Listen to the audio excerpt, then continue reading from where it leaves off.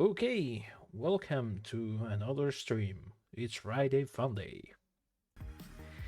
And with me, it's Chaos Child again. Alex, how are you It's doing? me.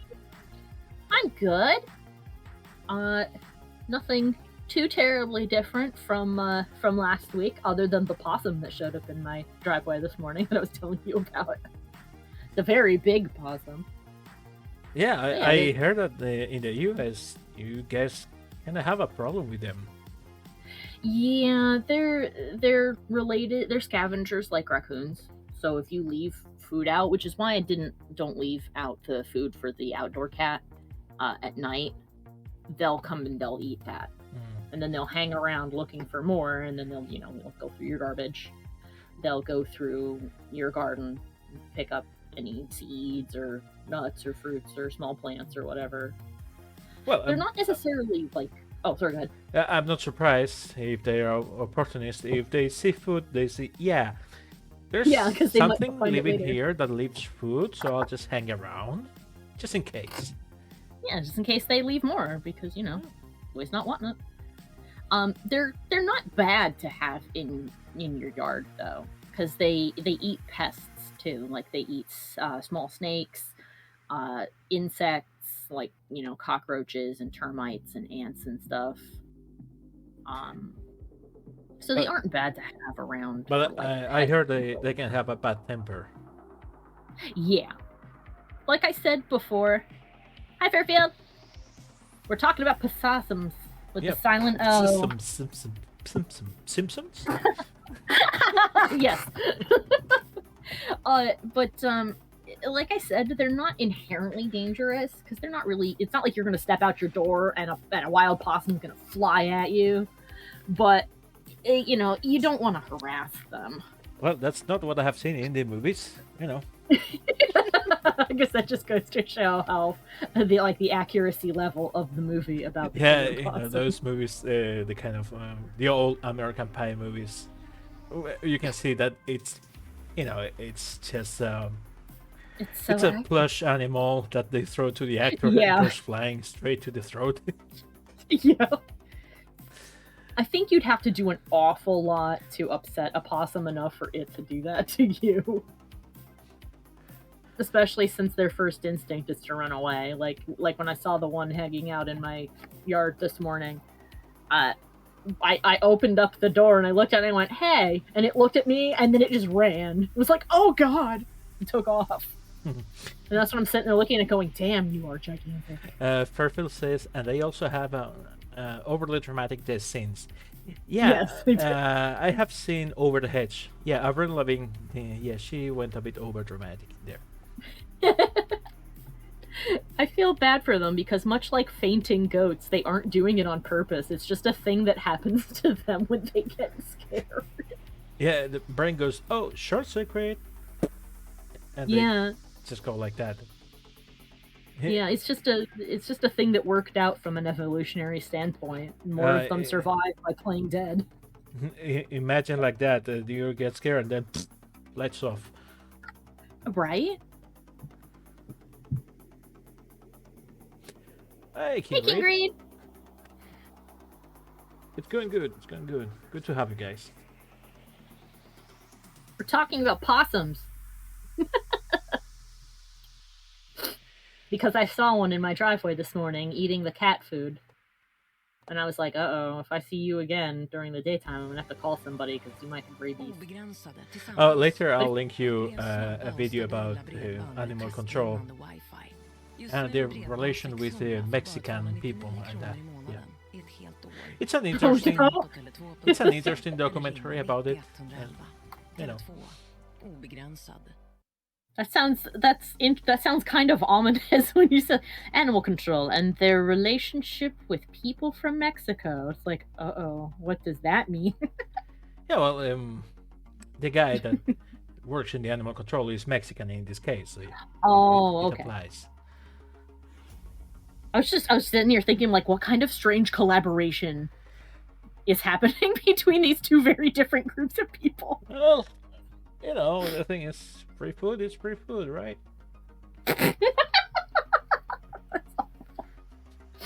Oh, speaking of free food, I put that in quotes. I finally saw the episode Beyond the Aquila Rift. Okay, what do you think about it? I thought it was really interesting. For anybody who hasn't seen it, I guess I'll be spoilers. I liked the fact that it leaves you kind of wondering if the alien was telling the truth when she said that she genuinely cared about all of the people she's looking after. You know, is you know that the only thing she can really do for them because of where they've ended up? At least in my opinion, I think she's telling the truth, because when she reveals herself, she's not attacking or in any menacing way, and yeah, and he's not like tied up. The rest of the ships are damaged by impact. They are not damaged because they have been ripped open or anything like that. So yeah. So it seems like, yeah. I'm also. Oh, hello, Soapy. Welcome. First time to interact in the chat. Ooh, that's nice. Oh, I actually think I know who Soap is. Ooh. I think Soap is Sophie. If I'm wrong, tell me I am wrong. I just think so. And, I saw her and we are sorry if before. we just revealed your identity. The incredibly rare name that can only belong to one person. Yeah. Oh, she made a face. Yep, it's her. Hi. Okay, so for the FBI or CIA guys that are listening to us, yeah, we didn't even want to blow up her cover in the witness protection program. You know, it was accidental. That's a mistake. You missed the part where we were talking about the big fat possum that was in my yard this morning. I put pictures of it in the chat we are in. If you want to go see him, he a big boy. I'm concerned because he's been out during the daytime, but we'll have to figure out if that's an actual problem later. Okay, I'm thinking I'm gonna jump into Blender to do some ports. Okay. And I can show you some cool tricks too about this. Oh, yes, please. And then I can, of course, have your feedback on stuff. Yeah. Okay. But so, let's see. Yeah, while you're opening up, I'll finish my thoughts on the episode. I agree. Yes, please. I don't think I like that it raises that question, because I mean you don't really see enough of it, but it's one of those cases where it's like, the thing is that they've clearly gone to where she said they've ended up. They're so far away that there's probably no way they could get back. Yeah. And even if the alien hive is getting something out of this in terms of, like, I don't know, keeping the person under is providing them with food somehow, it seems like it's probably the best outcome for them, because the ship is completely wrecked. There doesn't seem to be any active food source out here aside from whatever the alien is keeping them alive with. So there's probably nowhere else for them to go. Well, it seems to me like the alien's keeping them alive barely. Like, she's trying to keep them into stasis, and she doesn't have any food or anything compatible for them. Yeah. So she's just trying to keep them comfortable, I guess. Yeah. So, but yeah, it's one of those cases where it's like, you know, even if she's getting something out of them food-wise, does that really matter when the outcome to this seems to just be wait to die, you know? It definitely made me jump though when the reality exploded from fake space station to welcome to this hellhole.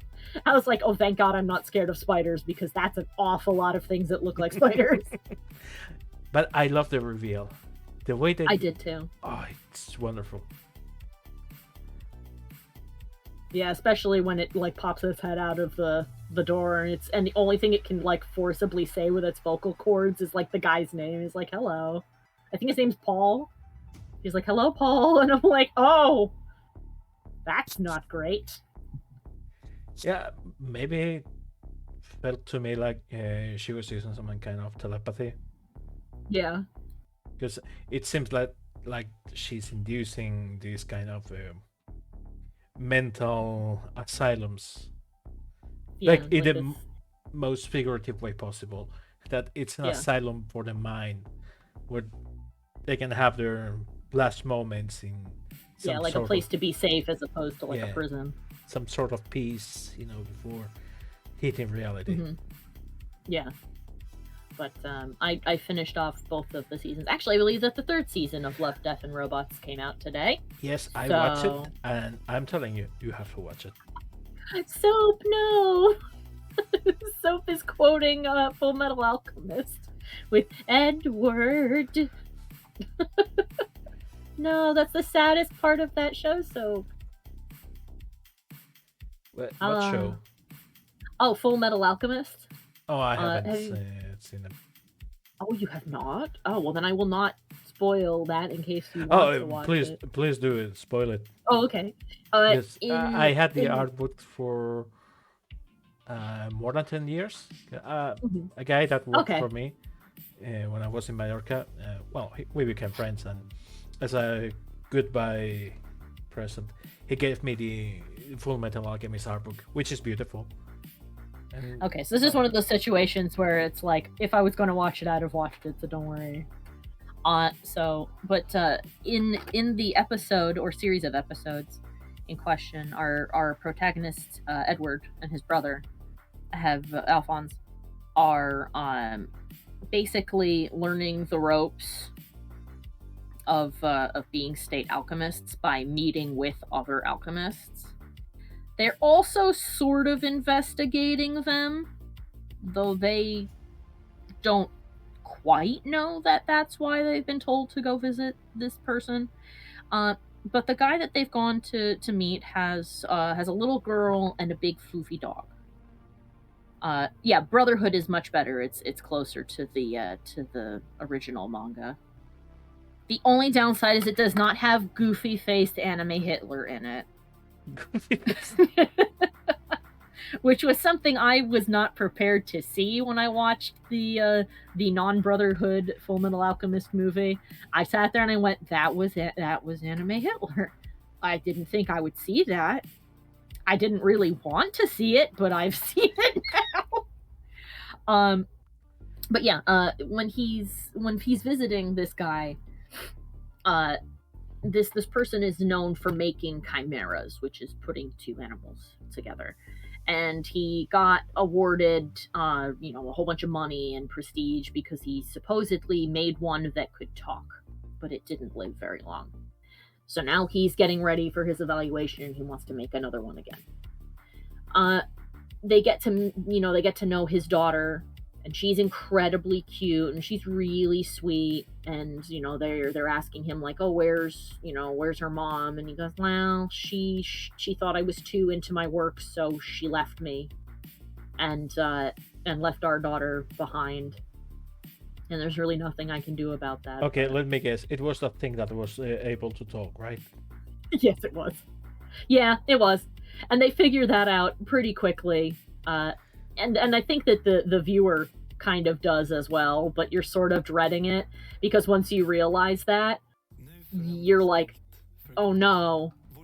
Because when you see him again, he's got this big chimera, and he's like, look, I did it. It can talk. A chimera that can understand and use human speech. And that's when Edward's like, where's your daughter? And then you as the viewer are like, oh no. And he's fused the little girl with the dog, and the only thing she can really say is Ed's name. She says Edward, big brother. And then and he snaps because this is a horrific thing to have done to a child, and starts beating the crap out of her dad. The chimera grabs his sleeve and says, you don't hurt daddy, Edward, don't. And Edward gets real upset and he leaves, calls the police, and everybody shows up to take him away. And then the ultimate burst of sadness is that a character known, at least at that point, as the Alchemist Killer shows up at the place where Tucker's being held along with the Chimera, and he kills Tucker for being a monster, and then kills the Chimera because it's kinder than it's kinder than letting it live. And I was like, and you're sitting there and you're like, no, oh god, but she could never be normal again. So it's like that. King Greed says, question for both. What is your favorite anime/manga, and what anime manga do you hate the most? You go first. Okay. My favorite anime is Mahou Shoujo Madoka Magica. It's probably my favorite one. My favorite manga tends to fluctuate. My current favorite manga is Vampire Dies in No Time. Sadly, it does not have translations into English all the way up to the many, many volumes that the manga has, but I'm being patient and waiting. My least favorite ones, I usually, if I don't like one, I'll just stop watching it, but the ones that, I guess the genre I hate the most, I don't like a lot of harem anime. There's some harem anime I don't mind. There's some that are actually pretty funny. But I don't like harem anime, a lot of harem anime, and I do not like I'm in love with my little sister anime. Especially ones where it's like, she's really little, but she's really cute, and it's okay because she's my stepsister, and I'm like, ew, she's 10! Stop. Like, No Game, No Life, I watched that the whole way through on recommendation from a friend. By the time I was done, I'm like, it's fine. But the little sister stuff is freaking me out. And they're like, what? And I'm like, his sister, he like makes out with her. She's 7. I don't think I should legally be watching this show. So those are the kinds that I do not like. I can't stand those ones. They gross me out. But yeah, do you have a favorite or ones that you don't like? If I'm being honest, I don't remember reading that much manga. That's funny. I think the last one I read that was years ago. It was High Score Girl, and I loved it for the references because the guy that did it, he was a lot into classic video games, and he was tying this story to events that happen in real life. Like, for example, there was this place that has some arcade fighting machines, and the guy it's resenting that his life is going down the drain. Like, yeah, my business went down the day that this thing and that happened, and the protagonist said, oh yeah, that's when that version of the game was released and everybody loved that version, and they stopped playing that one because that one was garbage in that regard, and blah blah blah, and things like that. There's like a whole bunch of really good semi-slice of life ones that I've read that I've liked. Monthly Girls Nozaki-kun, which got an anime, is really good. Sonic X, sorry, Sonic X. What the hell is Sonic X? Oh, Sonic X is a Sonic the Hedgehog cartoon. Oh boy! And it's actually free to watch on YouTube.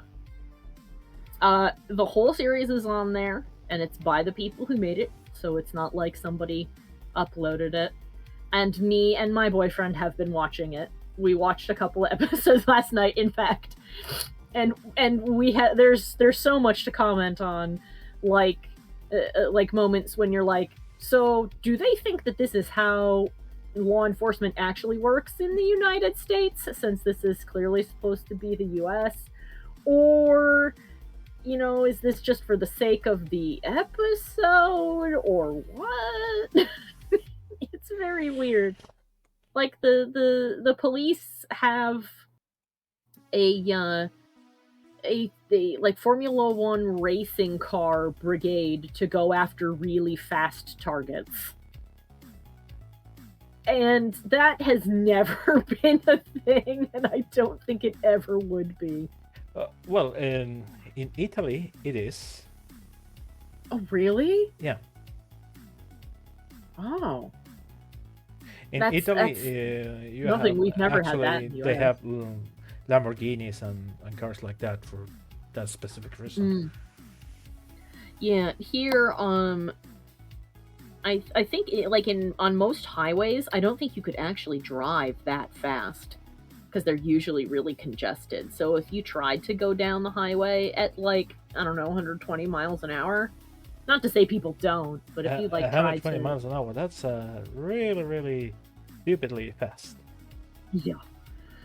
I was just trying to think of like how fast a car can go, and I think that's the top speed for most cars. At least that's as high as the speedometer goes. But we've had people zip by our cars at like 85 to 90 miles an hour while on the highway before, and that was incredibly stupid. But we don't have like a race car division basically here in the U.S. Police cars are pretty fast. They can go real fast, and they're very armored, so yeah.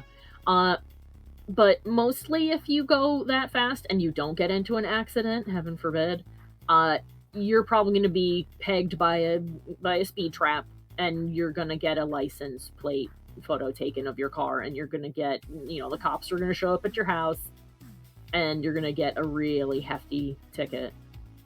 And you're going to have a bad time. You will have a bad. So police cars can keep up with a lot of very fast cars, but we don't have like in the Sonic X cartoon, it was quite literally like a race car you'd see in NASCAR. And they had super nitro so they could keep up with Sonic. And they're like, the city is safe because of us. And I'm like, is it though? They said you just almost killed the 7 grandmas on your way here, so yeah. Yeah.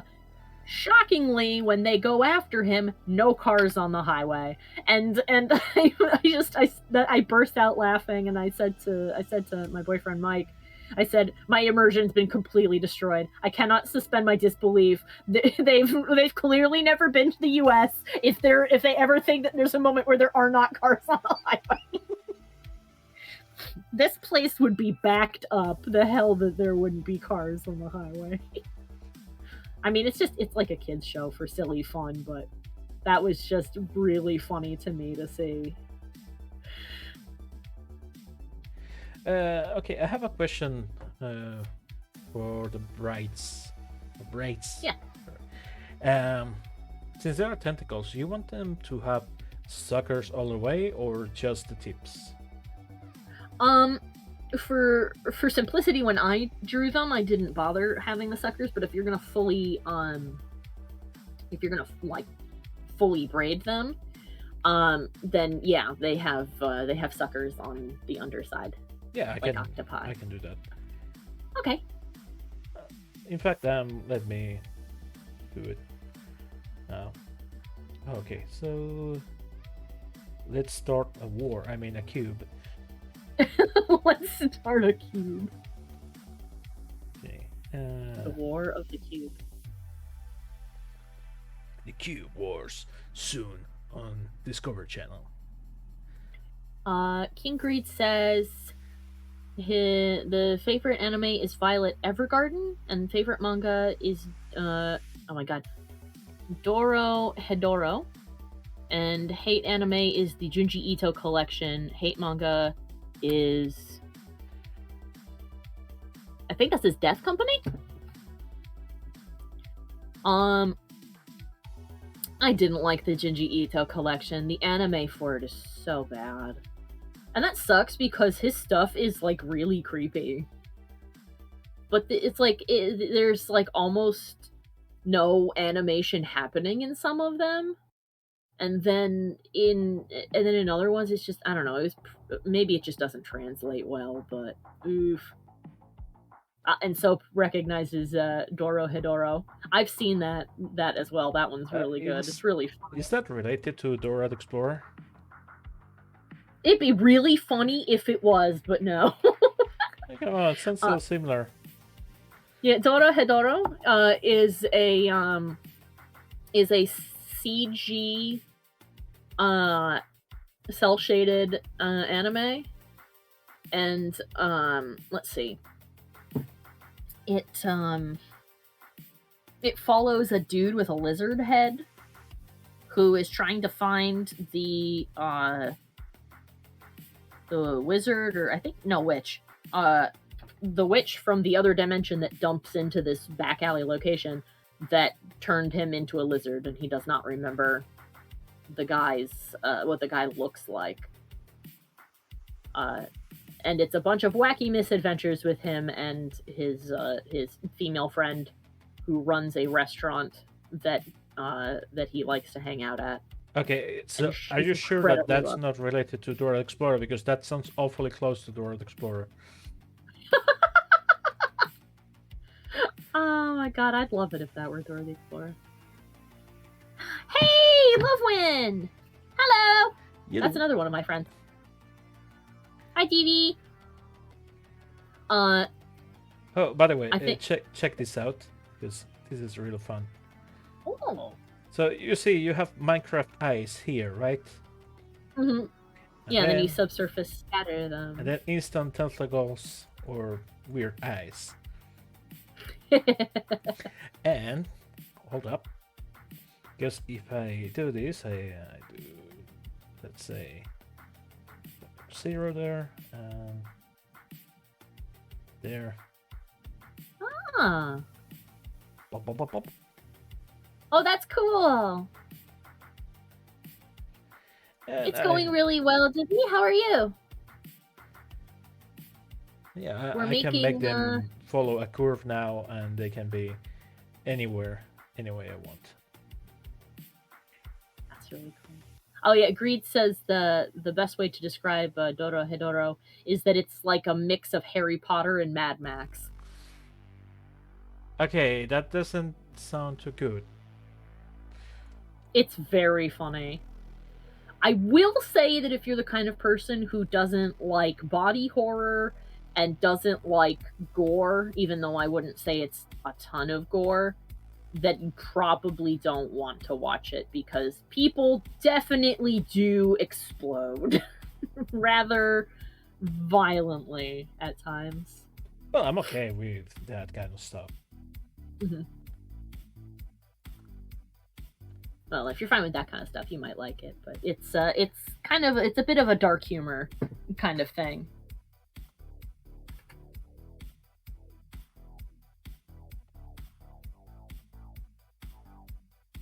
Okay, I'm gonna make it not quite that extreme, David. Or sorry, Fairfield. Oops, another common name out in the ether. Oopie. But it's not quite that graphic. Soap says the plot is sorcerers like to mess with people who can't use smoke, quote unquote, magic, and they turn them into monsters and stuff for fun and practice. That's what the show is about. And it follows the one guy who ended up with a lizard head, trying to figure out who did that to him and why, and also maybe get his memory back, because he doesn't remember who he was before he ended up with a lizard head.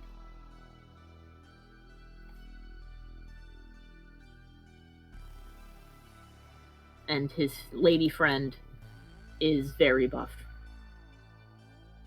Okay, maybe I have seen something about that, because around Christmas I was doing a really buff model. I was doing the Amazon from Dragon's Crown, and one of my classmates told me, yeah, that's that character from that anime. It's like, Okay. You're like, I have no idea what you're talking about. Thank you.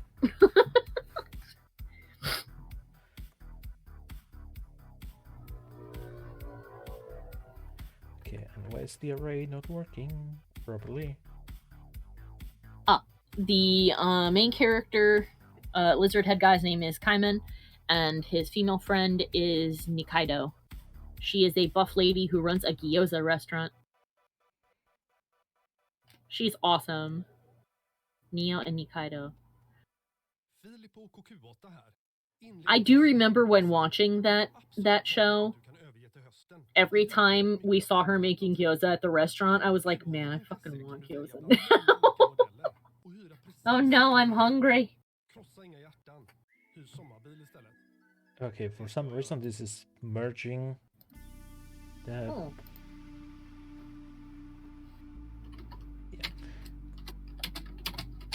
Yeah, that's all. Sometimes when you merge measures in an array, you have to be careful where the vectors are. In this case, I'm using so few vertices that it's fusing them. Oh, but it's like, oh, these two. It's like, yeah, these are the nearest ones, so I'll just take them. Soap says there in the show there is a gyoza fairy. He blesses her gyoza so it tastes great. That's cheating, you know. They also have like a cockroach dude who like hangs out in the restaurant sometimes. And he is just a gyoza with a little chubby dough body. Okay, how's the size of the suckers overall? You want them bigger, smaller? Yeah, that's pretty good. The way that I drew her was a single one, but it actually looks more like a tentacle that way. So yeah, I think the double row is good, and I think the sucker size is fine. All right. Nice. Maybe I'm gonna make them just a bit bigger. I trust your judgment. Famous last words. Well, let's hope not. But hey, maybe we'll regret it. Maybe we won't. Okay. Yeah. Let's go with individual origins. Yeah. Aha. So this is a sock, and this is a sock with 3 C's and a Q. Nice. Yeah. Oh, Soap says that the cockroach man, his name is Johnson. He is the product of a sorcerer experiment. He is a very big bug who wears Nike sneakers and can only say the word "shucking" in English. Okay. That's all he can say.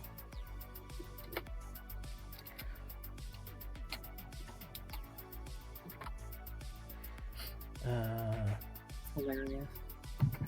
Okay, where are the nerves? Here they are. Okay, so yeah, I'm gonna do this, turn it to 0, and here comes the magic. I am prepared for magic.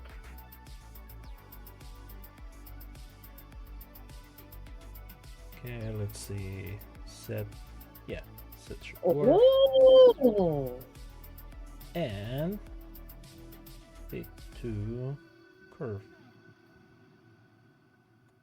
Oh, that's cool. Oh, it's magic.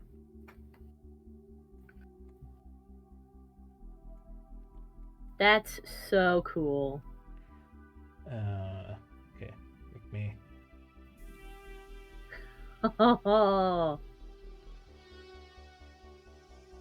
Okay, I'm gonna delete the other ones so I can do this properly. But yeah, now you can see I can wiggle.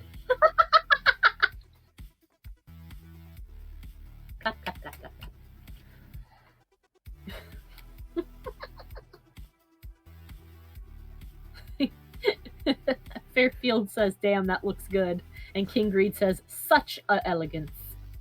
Okay, give me a second, please. I'm getting a phone call. Oh, of course. Mic off. You will now pause.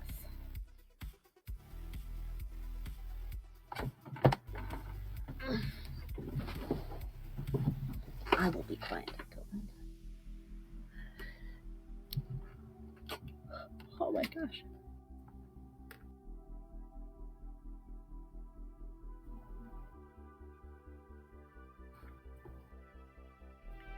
Oh yeah, Loveland. I've been learning that program too. I started with the donut tutorial. I need to do a chair tutorial too, because that will teach me like more structure. I'm also trying to make a model of one of my own.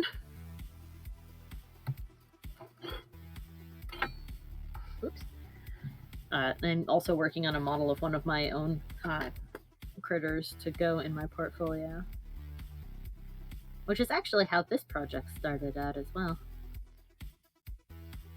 Because I was looking for somebody to commission, and he was kind enough to say, you know, why don't we collaborate instead, and then we can both use it for our portfolios.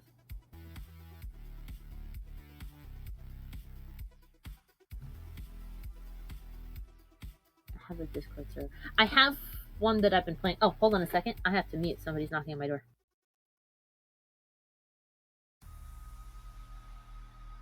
Mic on. Okay, I'm back. Hey, I have to mute. Somebody's coming to my room. I'm so sorry. No, don't worry. Don't worry. Okay. Let's see.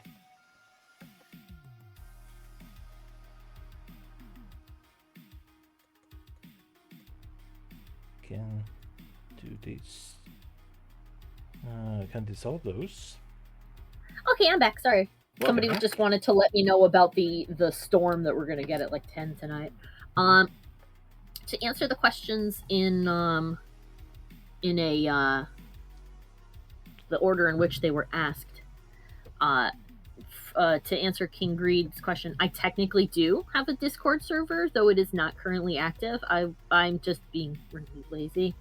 I originally made it for my patrons. I just haven't activated it yet. I'm slow with that kind of stuff. It's a curse of wanting to be a perfectionist and be like, is it ready though? Well, I don't know. Should, you know, how do I make it do this? How do I make it do that? Will anybody want to be on there? So I really just need to like bite the bullet and actually, you know, activate the thing and send it to them. And to answer Lovewin's question about collaborating, like Fairfield said, I'm collaborating with Hemke.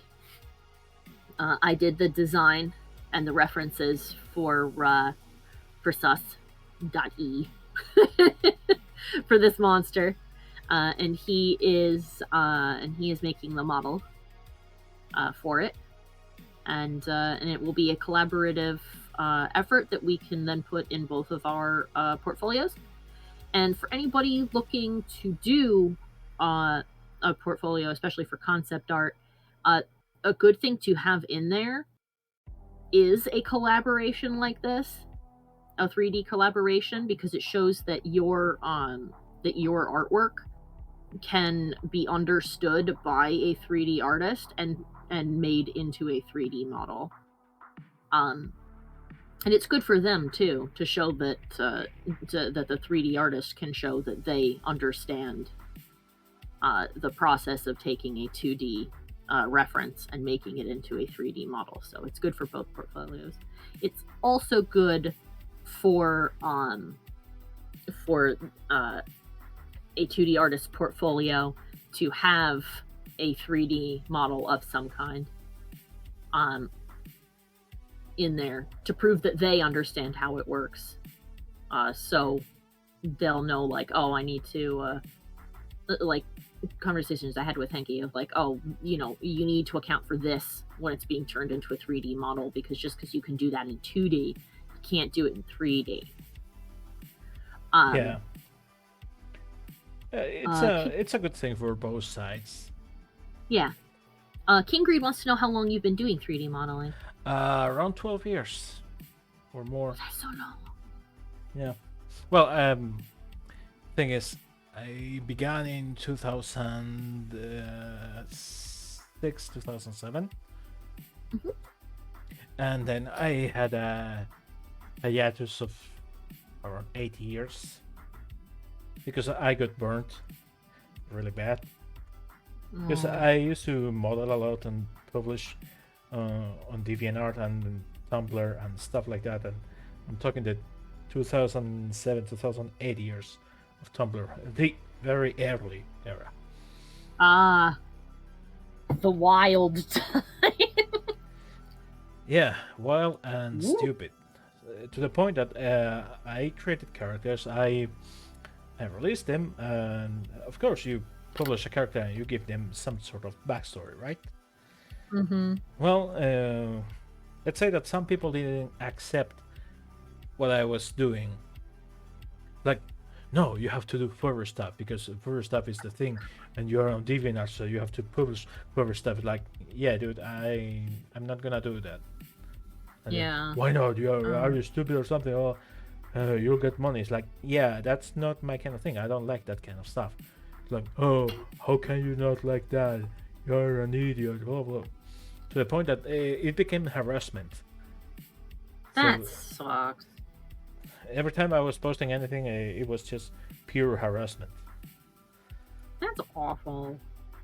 Thankfully, I've never gotten that kind of harassment, but I've heard that those sorts of stories from other artists too about apparently there is an OC community, but it's like a specific sort of like original character group in which people are like harassing one another, of being like, your character would be better if it looked nothing like how you made it, or it'd be better if it was this, or you know, you can't have their backstory be like that. That's not, I don't know, that's too woke, or it's not woke enough, or some bunch of nonsense. Yeah, like I had this character that it's a girl. I gave her some backstory and stuff, and people on Tumblr said, no, that's not who this character is. This character is a trans, and then it went from this and that's like, no, that's not this character. Oh, you know it's not. It's like, yeah, because I made it. I created the character, and the best answer I got was, well, that doesn't mean anything. Yes, it does. That means quite literally everything. The fuck? It's like, look. What do you mean it doesn't mean anything? I created this thing. Yeah. If it's one thing to look at a property, like a large public property like Star Trek, Star Wars, the Marvel universe, and be like, I'm going to depict this well-known character as if they were trans or gay or whatever.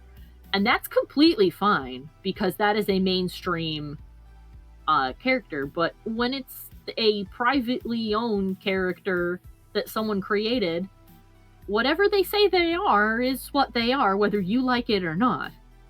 Yeah, well, to me, go to the point that everything I posted for almost a year, it was received with that kind of hate. To the point, made me question, why am I creating stuff? And I abandoned it. That's awful. And it took me a really long time to get back into the 3D saddle. And I really regret just, giving up and let other people get into my head. Yeah, I can, like, that sucks. I can understand why that would happen too, though. So don't beat yourself up about that. People are awful to other people. I mean, it's at that point in my life, I had a real life job that was quite awful. I was in a company Oh, packing fish, and yeah, life sucks. That exe, so that it's was just like going. one thing on top of the other, and then Uh, this. uh, yeah, Ugh. life sucks. That exe every day, 24 hours a day, all day, and Ugh. it was like that for a long time. So in the end, I said, I cannot be an artist. I'm just gonna be another mindless worker. And sadly, I became really good at that. Yeah, those are the kind of jobs that thankfully not that. Also, both Soapy and Lovewin say that they are very sorry that that happened to Oh. you. That really sucks, especially online because it's like a wild wasteland where people don't really have accountability, and that is 100% true. That's why the best tool that people have on like a Tumblr and stuff is the ability to turn off anonymous notes. So, Well, I learned to just not give a flying beep. yeah, I mean, you can, even if they're on anonymous, I think that on most websites that let people message you anonymously, the person receiving the message can still block them. Well, I learned So, that a lot of people they love hiding behind all that anonymousness, or how would you mm-hmm. say the property to be anonymity. Anonymity. Anonymity. Yeah, You just can't say this. Ah! I can English. It's my first language, I promise. No, but yeah, a lot of people hide behind this, and they do all kinds of bullying, all kinds of commenting and tearing down people, because tearing down it's funnier for them and it's easier. Yeah, and it makes them feel like a big, awesome. It's like, see, I'm the smart one who knew all the things. I got them to give in to what I wanted, and that kind of shit ain't cool. And the worst part is that a lot of artists had to bend the knee to this kind of people because they had the money to buy their Yeah, work. yeah, And that's the part that sucks.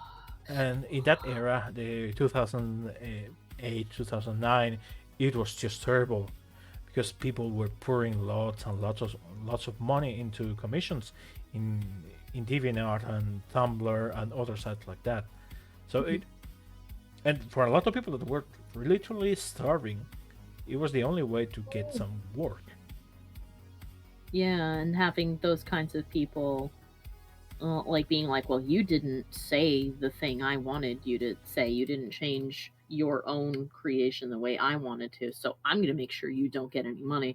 That's really screwed up. Yeah.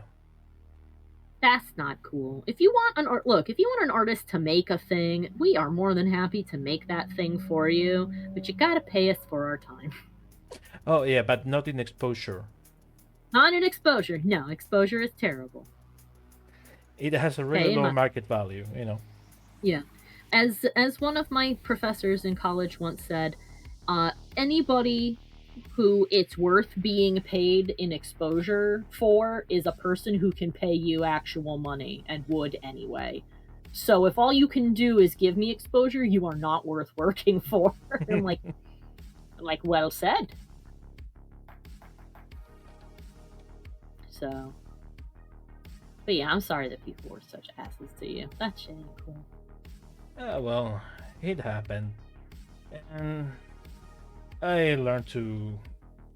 Well, I guess I could say I learned to grow a thicker skin about it, Yeah. and then Well, to sometimes identify that those trends and that kind of bullying and help others to prevent it. It's like, hey, dude, don't do that because they did the same thing to me.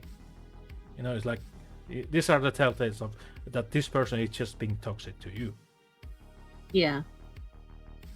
And what's good is that especially in public forums, other people following you, and this is something important to remember if you decide to like go bad mouthing somebody, nebulous audience I'm talking to, remember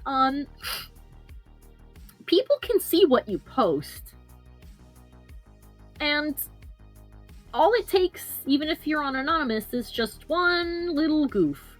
Also, just because you're hidden, you're also not really hidden. There are ways to figure out who is sending an anonymous message. And if a person reports you for being really horrible to them, the administrators of that particular forum know who you are. They can see you. And they will show up in your inbox and be like, hey, guess who's not allowed on this website anymore? That's right, it's you. Also, the block button is excellent. Yeah, if somebody's being a jackass, block them. Block them and forget they were ever there. Bye-bye. See you later. Yeah, and the thing is that people are not that smart. They make mistakes. Bad ones. Yep. Yeah. Oh, I've seen several posts in the past where people were like sending anonymous hate, and then they forgot to turn anonymous on and just posted as is to them, and it's like, whoopee.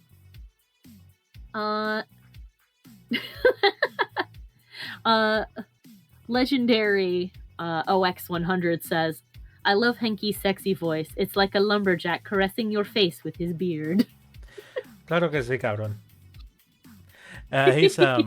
He's an old classmate. He was last year in my character artist course. His name is Alfonso. Cool. Hello, Alfonso. Yeah, he's a really cool guy. And now he's laughing. He's a really, really good artist. Alfonso, awesome. Cabronazo, pon algo de lo que has hecho. Pon ahí los links de ArtStation o cualquier cosa. The thing is, this guy, he started with me and he went 10 times faster than me. He's amazing. He picked up all the anatomy, everything, boom, like that. I'm still struggling with basic anatomy, and he's teaching me and correcting me. He's like, yeah, dude, can I get some feedback on this? How does that look? And he tells, no, you have to pull this and that. You see, you have to cut this here and then move that there. Oh, he's linked his ArtStation. Oh yeah, check it out. So anyone on the chat that has an ArtStation account, just follow him, like his stuff. I will follow him. And he just got a 3D printer, and he's printing his own stuff. Please enter an email address. Okay, sorry, you're the one who put my username in there instead. So many alerts, and none of them are useful. There we go. What's useful in this life? He says, if you keep telling me that, I'll eat your mouth in the end. Yeah, and he says that, but to the other side. Yeah. Yeah, you know what also, I mean. You can see my socials at the bottom of the screen, and in the section below, there are the links. So that's where your ArtStation is? Yeah. Because Loveland was asking if you had one. Okay, so yes, they are down in the links. Yeah, and basically in the lower part of the screen, you have the Instagram icon and my name there, the ArtStation one, Twitter, YouTube. Don't worry, All good. Oh. I'm gonna scroll down and look for that too. Yeah, and by the way, my ArtStation, it's only really old work, props and stuff that was used in old animations. I need to update it and add character art because I don't have any. Let's see. I see your Instagram. Where's all your funky stuff? I don't actually see a link to your ArtStation. That's funny. Huh.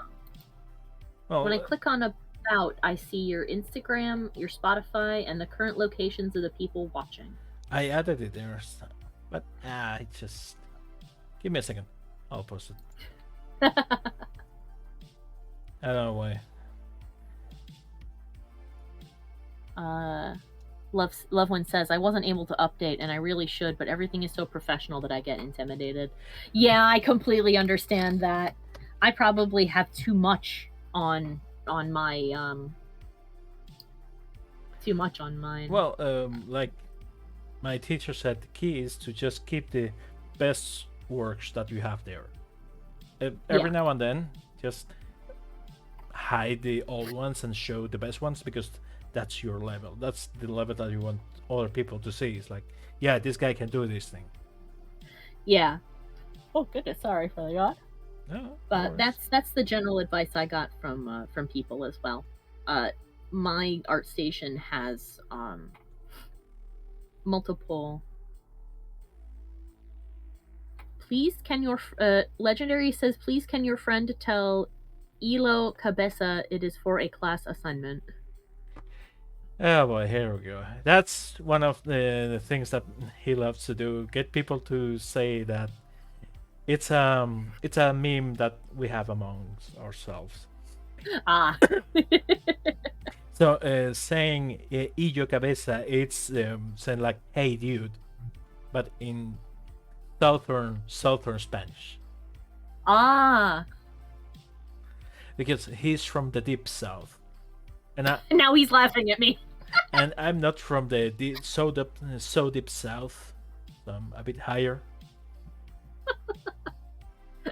I bet my pronunciation was just fantastic, wasn't it? Oh, you just say like you're trying to talk to someone that's selling you tacos, and it will be fine, you know.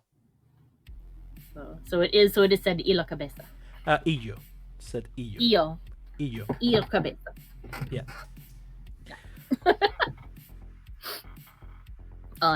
But actually, I think Love One was asking questions about portfolio. Oh yes. Sorry. Oh no, it's okay. Totally fine. I'm the one backtracking. The general advice that I got for that was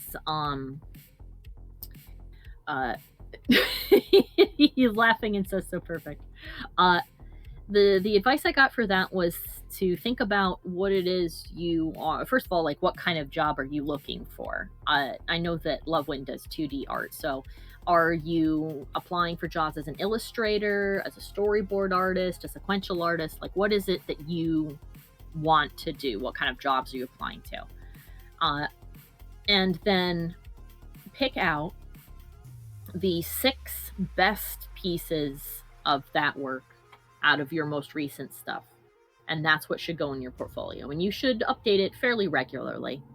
Like, once a month, take a look at any work that you've done in that time and replace the oldest ones with like something new. You also might want to research, what kind of stuff is looked for. Like, for example, for concept art, that's when I learned, they want to see how it ends up in 3D, or they want to see just a little snippet of you doing 3D to prove that, you get it, that you understand that you've got to do that.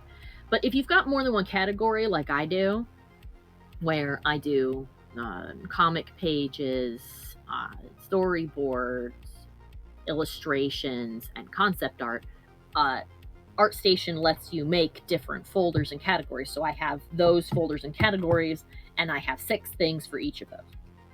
And the nice thing about ArtStation is that you can upload multiple pictures. So if you're doing concept art and you make, you make a fancy tree for like background art, you can put all the different steps you did, like all of the sketch sheets, the reference compilations, and the finished item, you can put them together. So you can have the first image be the finished product, and then underneath it is an image of all your sketches, so they can see, your process.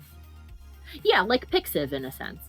And as far as like, what does that kind of stuff look like? Because if you're like me and you're like, oh no, I want to do it right, what does it look like to make a sheet of reference images? You can look up art book examples for just about everything, for like video games and movies, and take a look and see what kind of stuff they had in there. Like, let me grab. Piece of advice: please get a pure ref. Yes, pure ref is extremely helpful for when you work on stuff, and I still need to get it. I'm bad.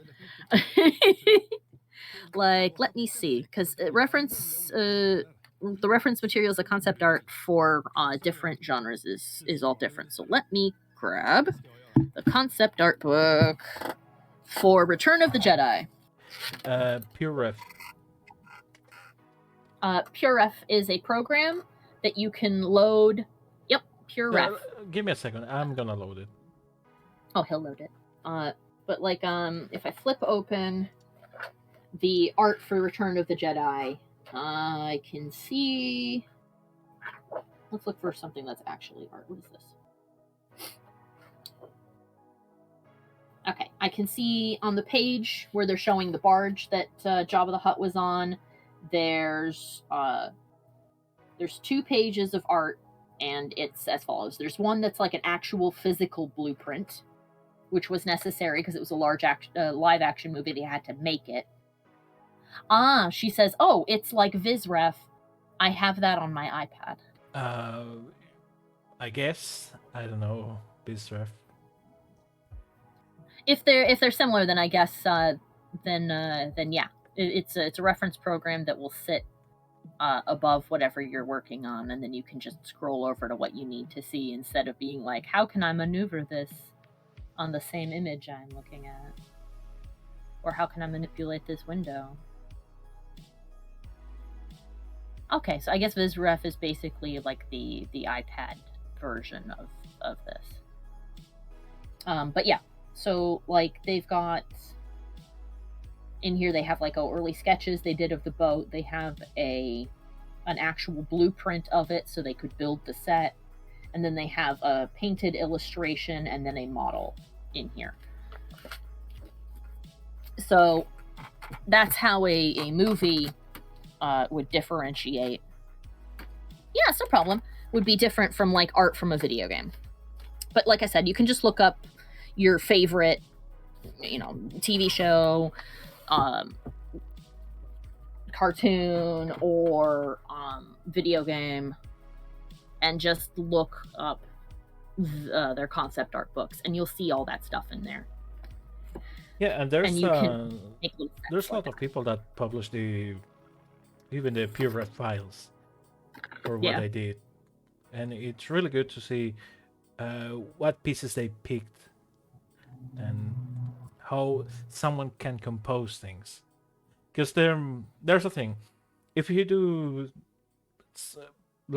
something that one artist does, they'll call you, yeah, you'll be the next whatever. Like if you copy Picasso and you do all kinds of artworks like that, they'll say, oh, you're gonna be the next Picasso. But if you steal from everyone, they'll call you original. Yes. All artists are thieves. It's just a question of what we are stealing and how we use it when we steal it. That's really the difference between a person who's cheating and a person who's being creative. If you get inspired, like you see a cool pose in a picture and you replicate that pose, but it's your own work in there, you did a good. You see a character design somebody makes and you just copy it thing for thing, then you've done a bad. Yeah.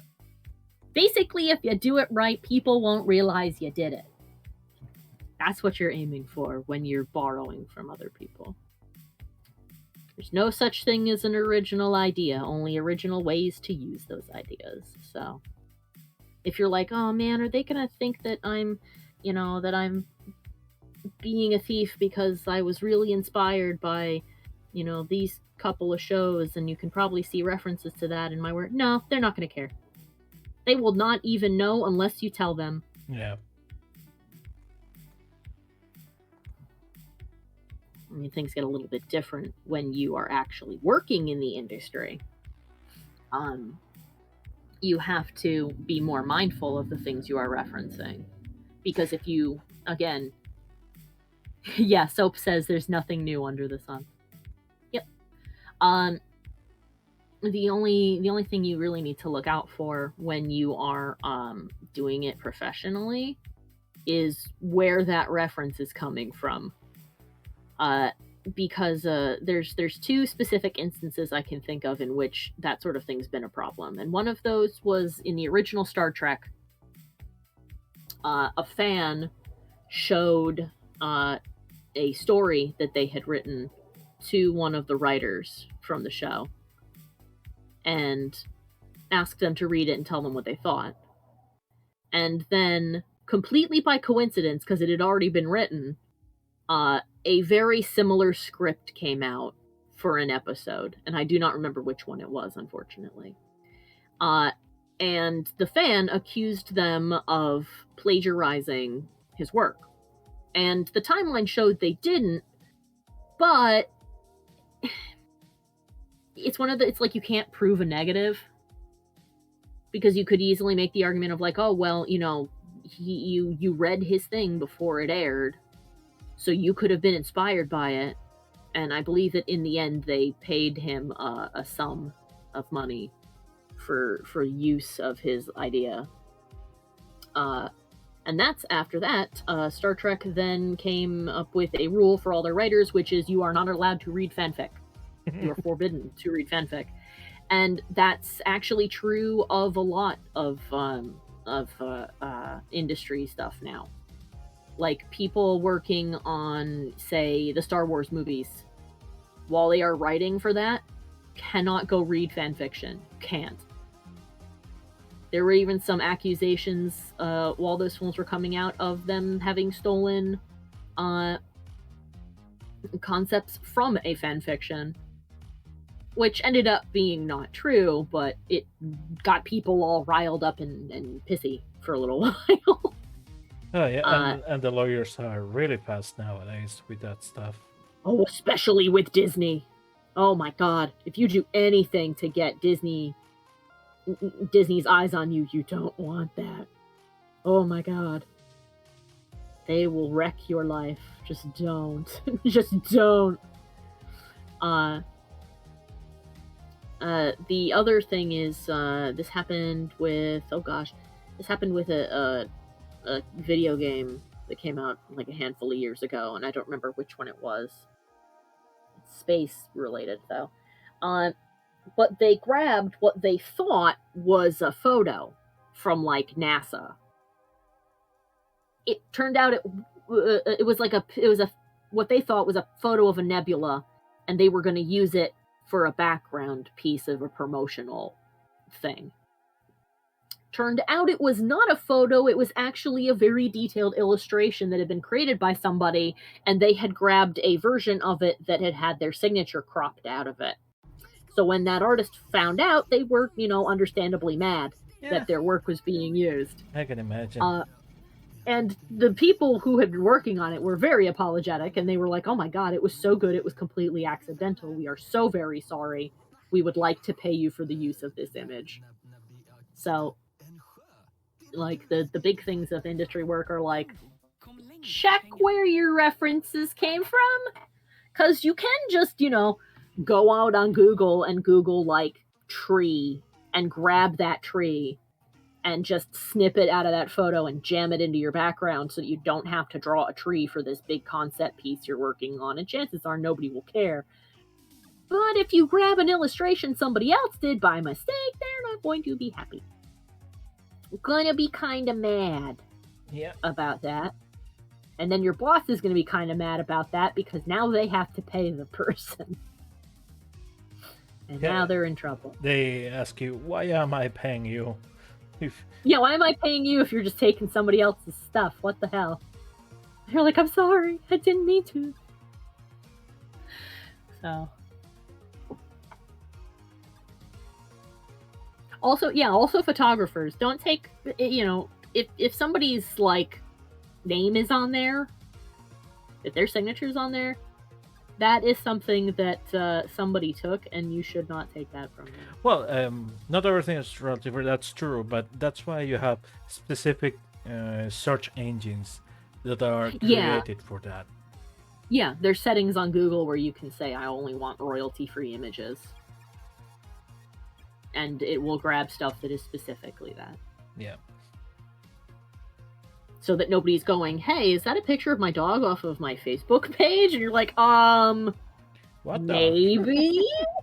It might be?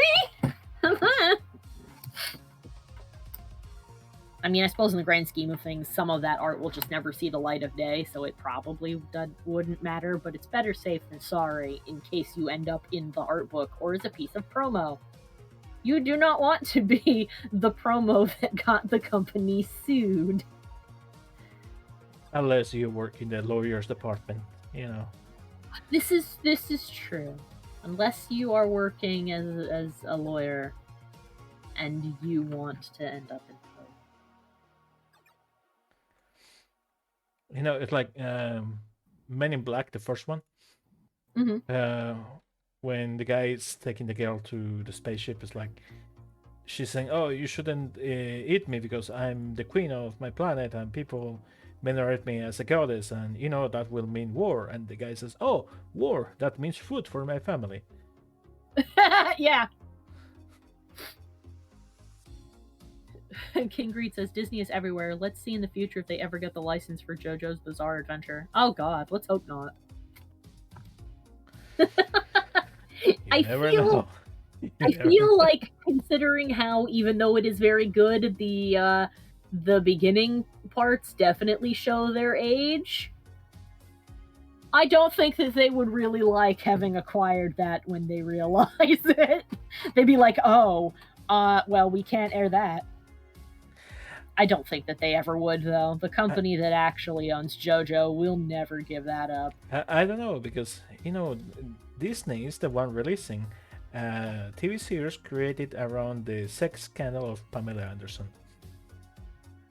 Oh my God, you're not wrong. Shit, you're right. You're right. They are not. Yeah, so that caught me by surprise. Like, seriously? This was a big thing like 30 years ago, but come on. Also, you guys are the ones who decided to make this? What? Huh? Soap shouted, no, they will wipe the homoeroticism from JoJo's Bizarre Adventure. I feel like that can transcend time and space and even Disney. I don't think they'd be able to get rid of it, frankly. Like the other day, I saw a meme about JoJo. Like, there are a few of the male characters together, and one of them is asking, it's like, nobody likes women here? And the girl says, I do. Yeah. Oh, God. I have comments about the early seasons, but Fairfield says, I want to share something about that incident. When I learned about a sex tape between her and Tommy Lee, I always thought they were talking about Tommy Lee Jones. You know, that will have been more interesting, honestly. Yeah, King Greed pointed out that Disney got Family Guy, and I don't know what TWD stands for, but everybody else probably does.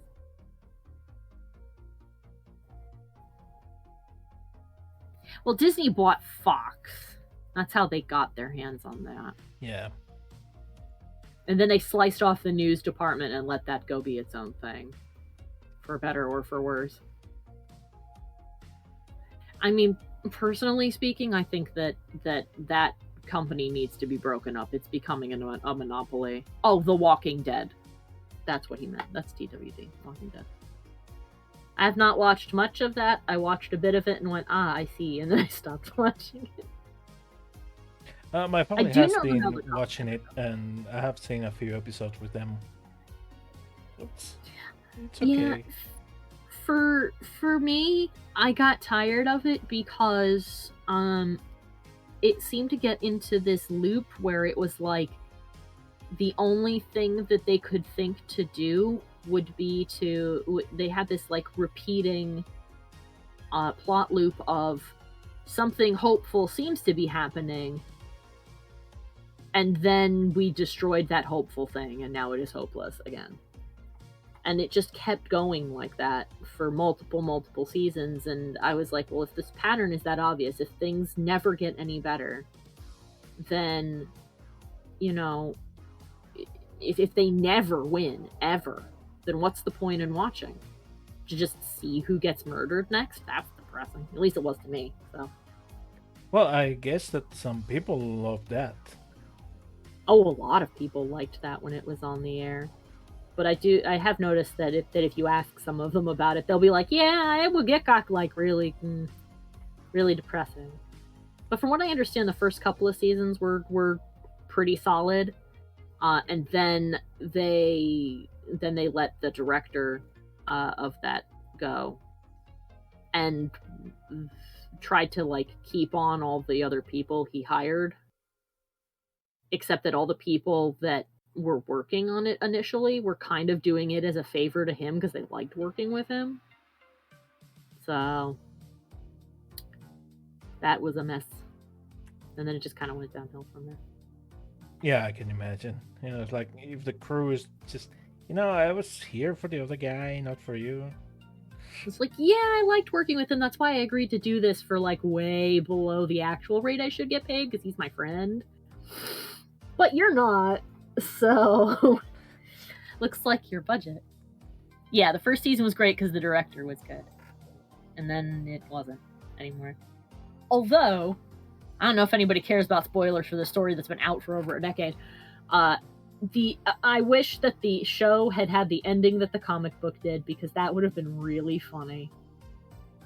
They went to Disneyland or something? No, the ending of the comic is revealing what caused the zombie outbreak. I'll let you take a guess. What is the source of the zombie outbreak? Aliens. Yes! You got it in one. No shit. It was aliens. It was aliens. The aliens had dropped the infection on the Earth to wipe out humanity, presumably so they could terraform the planet. Okay. That is not how the show ended, but apparently that is the ending in the book. Or at least was intended to be the ending in the book. For all I know, they changed it.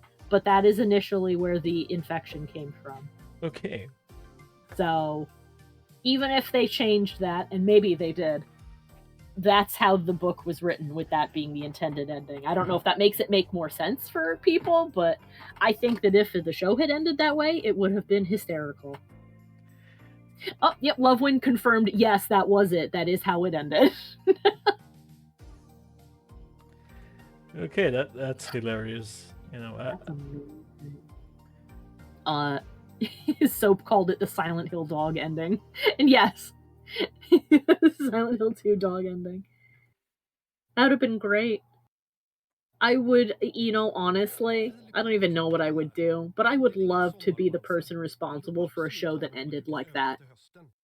For like building up this big epic thing and then have the ending be something that it's not like disappointing, but so bad it's funny.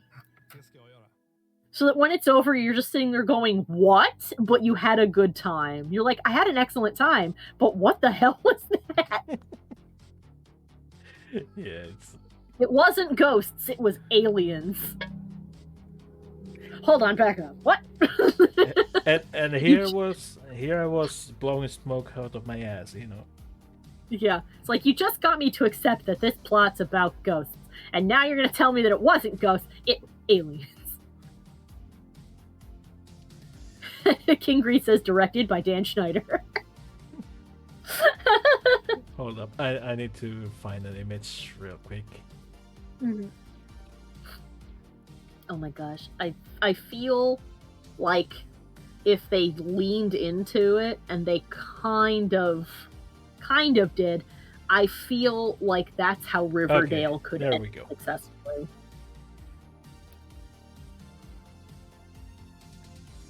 Okay, now I feel better.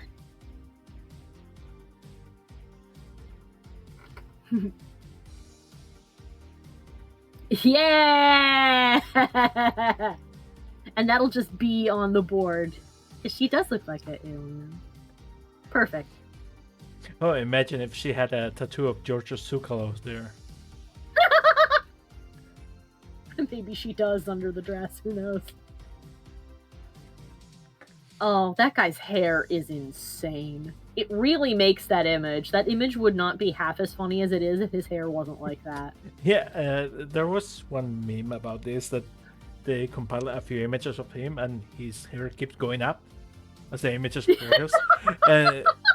And they say, yeah, this guy is really slow, being abducted really slowly, you know? Yeah. Oh my god. That hair. Oh my god. Speaking of hair, I never doing braids again this way. Oh. I mean, I don't know if you want to just cheat like how I did in the image, but if you want to go all out and do it this way, then I won't stop you. Believe it or not, this is the easy way. Really? Yeah. Oh, well, hot diggity. There's another way that you sculpt it by hand, and it's a pain in the ass because you have to sculpt every turn. Oh, each individual. Okay. Yeah. I can see why that would be way more annoying. And there's another way that that's the way I used to do it. That instead of having several curves, you have just one single curve. And what you do is create the basic shape of the braid and have that repeating. But that takes quite a lot of time, and it's not visually attractive, so I'm not doing that on stream. Maybe I'll do it off stream. If this ends up not being something that you like in the end. Yeah, if this doesn't look good enough for me, because this has the advantage that I can just move any point. Like, if I want to get this closer, or just grab it, and there we go. Yoink. Grab, subdivide, and just yank it. Ah, subdivision, my friend. Oh yeah, arrays, curves, all this stuff, it's really, really useful.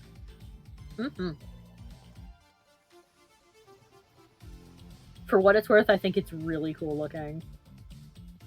Thank you.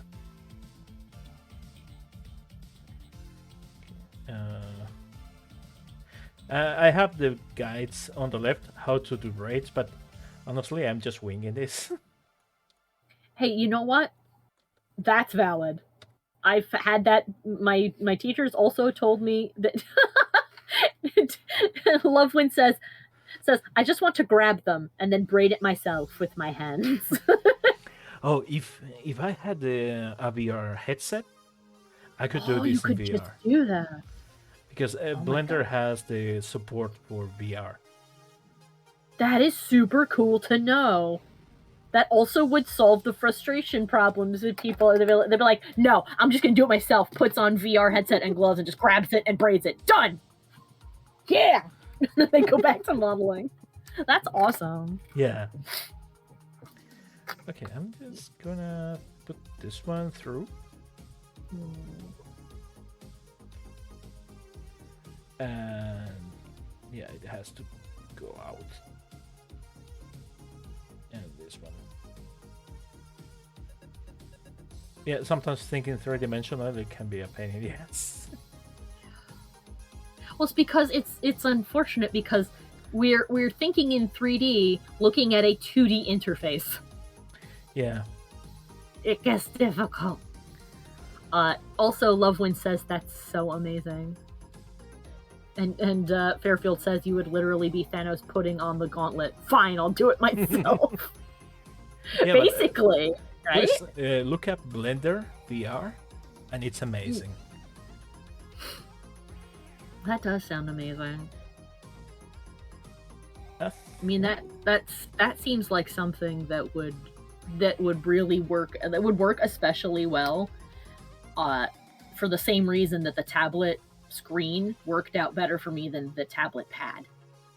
And that's if you're used to being a traditional artist, like before I went entirely digital, I did pen and paper, and it was really difficult to draw on a tablet while looking at the screen. I was never happy with anything I drew.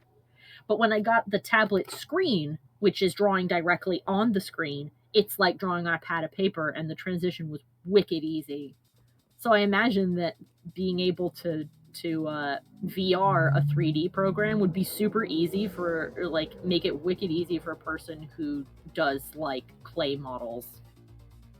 Yeah, I have a friend that he's a concept art teacher at the university in Spain, and he does sculpting in VR, and Oh, he that's so does really really cool stuff because he has that 2D artist vision, so he knows exactly what he wants to do, and the VR tools are just magic on his hands. And he did the artwork for the game Mistborn. Oh, that's cool. I've seen that. Yeah, his name is Alfonso Berroya. That's cool. And to emphasize what I typed to Lovewin, she said, "Call me lazy, but I would want to work with Blender that way, as in VR." And I said, "Nah, that's not lazy. That's valid." Uh, we I say artists have been that's using, great. yeah, artists have been using all kinds of stuff to make their lives easier forever. If it's easier for you to go that way, then like have at. Yeah, and especially with Blender, it's just make it work for you. You know, Yeah. don't work for the program. Just do what you need with it. Oh, was there some confusion? She said for what? Using VR for Blender. At least I thought that's what you said. You said, "Call me lazy. I would want to work with Blender that way." I assumed you meant in VR, and I don't think that would be lazy at all. No, it's just another way to work. Yeah, exactly. Whatever way works easiest for you to make the kind of art you want to do is a valid way to make that art.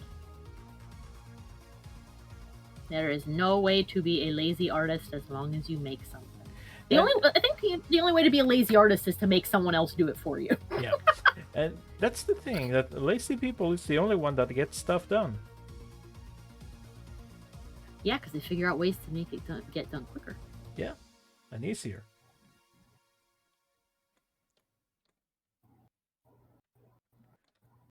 No, it's like Oh, I did misunderstand. She just said, "Oh no," so I'm assuming she's probably typing what she meant.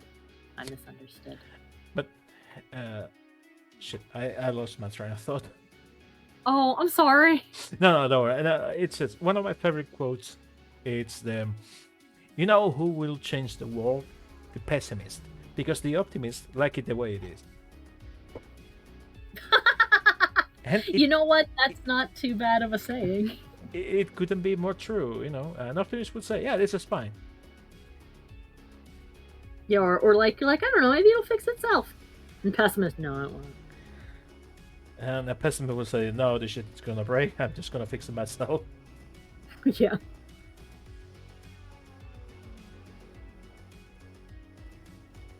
That's how I feel about a lot of the stuff. Whenever something goes wrong in the house, I'm always sitting there and I'm like, could wait for somebody to show up and do something about this, or I can just Google it and figure it out on my own.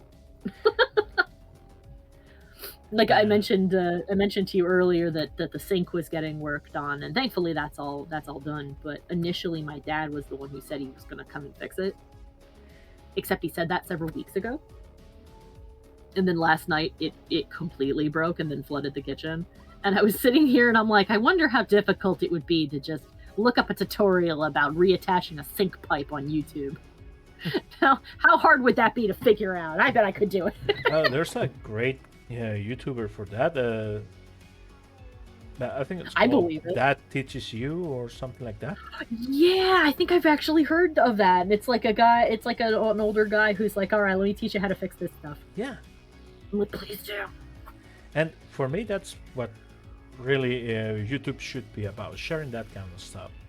You know, Yeah. sharing knowledge, not just stupid stuff all the time. Yeah. Or things that are inherently dangerous, like that one crafting channel that said put your strawberries in bleach and then eat them, and I went, no, don't do that. Well, it depends on the kind of bleach. Because bleach, they were saying soak it in bleach overnight, like the kind of stuff you use in your laundry. Yeah, the kind that you use in laundry, no, never. But there's actually food safe bleach that you use to to wash vegetables and fruits and stuff. Yeah. I mean, even then, I don't think you'd want to soak fruit in it for 24 hours and then just eat it. I'm pretty sure that you'd probably end up pretty sick from that. And then, of you course, have to wash it. Yeah. So soaking it like that would not be good for you. Yeah. Because then it'd be full of the bleach. Basically, don't soak anything that you plan to eat in bleach. That's a bad idea. And 5 Minute Crafts is an evil channel. Half the stuff that they show doesn't even work, for one, and then the other half is like horribly dangerous. Or like life hacks, some of those ideas are just grounds for lawsuits. Yeah, and some of them are things that I see and I'm like, what is this a hack for? What problem is this solving? I don't feel like it's solving anything. I think boredom in most cases. Yeah, it's like, look, you can put this egg in a bag of dye for several days and pickle it. And I'm like, okay, and what problem am I solving by randomly pickling an egg? They're like, look, you can bounce it. And I'm like, okay. Well, so and then the egg can say, I'm pickle egg. Then we can teach it to talk. Yeah, imagine if the egg turns, looks at you and starts screaming, I'm pickle egg. I would scream and I would throw it away.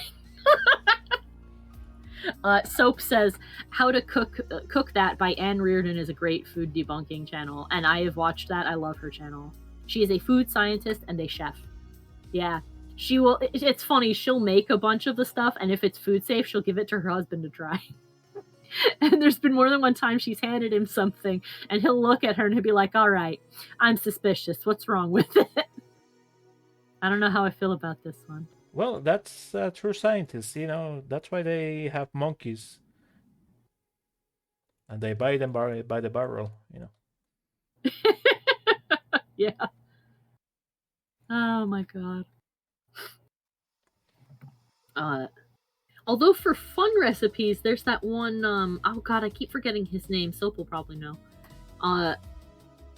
He's big on TikTok, and he's also got a pretty good YouTube channel. It's that guy who keeps doing like these really old recipes that are really weird. Like he did one for like a potato cake that ends up tasting like chocolate. He did like a Depression era saltine cake that he took a bite out of and promptly like threw it away, and he's like, this is the worst thing I've ever eaten. B. Dylan, that's his name. If you've not watched his videos, go do it, because every time he finds a recipe that's actually good, I'm pretty sure he includes it in the video. Well, that's why it was the Depression era, right? Yeah. Well, they've got some that are pretty good where it's like, oh, this is, this recipe doesn't use, butter because, Depression didn't have butter. But if you use, if you basically grind a potato into mush and mix a tiny bit of sugar with it and some other stuff, it ends up tasting like a chocolate cake. Well, but if you mash potato, it's just mashed cellulose. It's starch. It's anything you can. Yeah, it becomes a glucose and a starch, so you can turn it into whatever you want if you use enough science, basically. And Soap is correct. A lot of vintage recipes are just awful. A lot of them are bad. God, it's not a recipe he made, but I saw this on. I actually saw it on Tumblr. I was scrolling through stuff. Somebody had found a very old recipe book, and they were looking at recipes for different kinds of tea, and I put tea in quotations because I don't think we call this tea. And then one of them was beef tea, which was basically soaking like beef bones in hot water for like long enough for everything to like sort of dissolve, not like the whole bone, but like kind of everything got sucked out of it. And people were discussing it below. They're like, why would you make this? What was this for? Well, that's a thing that it's quite common in Spain. Yeah. Oh, good night, Fairfield. He's going to bed. Take care. He's 6 hours ahead of us, so it's like almost midnight. Take care, my dude. Oh, there goes the motorcycle. Sorry about that. But yeah, I'm sorry, you were saying. Yeah, it's a common thing that it's done in Spain, especially in the south, because people were poor for a long time, and they had to get creative. So, for example, if there's one thing that it's really common in Spain is the ham, but not a regular ham that you have in the US. No, it's the full leg, and you have it curated for a long time, so it becomes special kind of almost like beef jerky, similar. No, it's more like jerky. It's a tougher meat, but it has become a delicacy over time. And the thing is, you have the full leg with all the bones and everything, and the bones, they have a lot of the taste. So in communities like neighborhoods and stuff, they will pass around the bones of the ham because it will keep the taste for months. So they just bath the ham in boiling water to get the taste of meat, and then they use it with potatoes or vegetables or anything that they can get their hands on. That's kind of cool. I remember reading in that same thread that people were talking about, like, what was the purpose of being able to make all these different teas. And somebody who did like historical research and this sort of stuff, because there's all kinds of people. Like we may have all been like goofy high schoolers when that site first came out, but a lot of the people on there are like have graduated college and have jobs and shit. So, somebody said, like, looking into it a bit more, they said a lot of these were recommended treatments for people who were very ill and could not. It's basic. They're like they call it tea, but it's basically making a broth. And it would be really good for a person who is very ill because there'd be plenty of water in it to hydrate them, and it would have a lot of minerals and nutrients from the solid food that they couldn't keep down. Yeah, and that's the thing, that the difference between a broth and a tea, it's just the taste. Yeah, like a broth is probably, I think, a bit more refined than a tea would be, because you'd put a bunch of like herbs and things and stuff in that, and then I assume you would add it to a soup. But although the one that confounded me on that list was the one that was bread tea, and that was basically putting a piece of bread into water until it stopped being bread. And that one was probably for when you were really sick and couldn't keep food down. Just stick that bread in that water and make a nowadays would be a terrible, terrible beverage.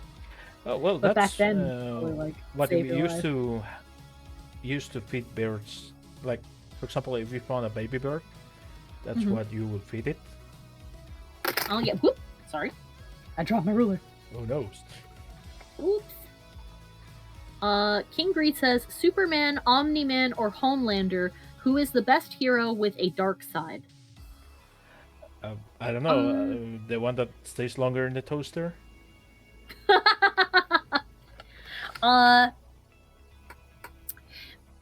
Let's see. The best hero with a dark side in his mind. Out of all three of those, I'd say Spider-Man? I'd say Super. Yeah, wow. Nope, wrong place. I'd say that Superman has the potential to be a good hero with a quote dark side. But I think that the way that most writers write him, he's not really suited for anything more complicated than being sad he can't be everywhere to save the day at once. Because every time they try to do a dark Superman, they get caught up in this whole, but he needs to stay perfect kind of thing. It's kind of like anytime they try to do like an evil Optimus Prime. Hasbro will not let him stay evil for more than like 2 seconds because he is Optimus Prime and he is the good guy. It's like, just kidding, Yeah. Kind of like when Marvel tried to make Captain America evil except that the way that they did it was really bad and it made a lot of people mad. So it was probably a bad idea to do that. Omni-Man, I think, is pretty good. Omni-Man's whole shtick is that he basically acts like Superman until it is revealed that actually his entire purpose there is to he's basically like Invader Zim. His whole purpose for being there was to get the planet ready to be invaded by his people. And he has more loyalty to his planet than he does the people on Earth who care about him. Which makes sense. You know, it has been longer with them. Yeah. So his struggle would come from the fact that he cares about them, but he's more loyal to his planet because he lives for thousands and thousands of years. So they'll all be dead and gone before he even really starts to think about it.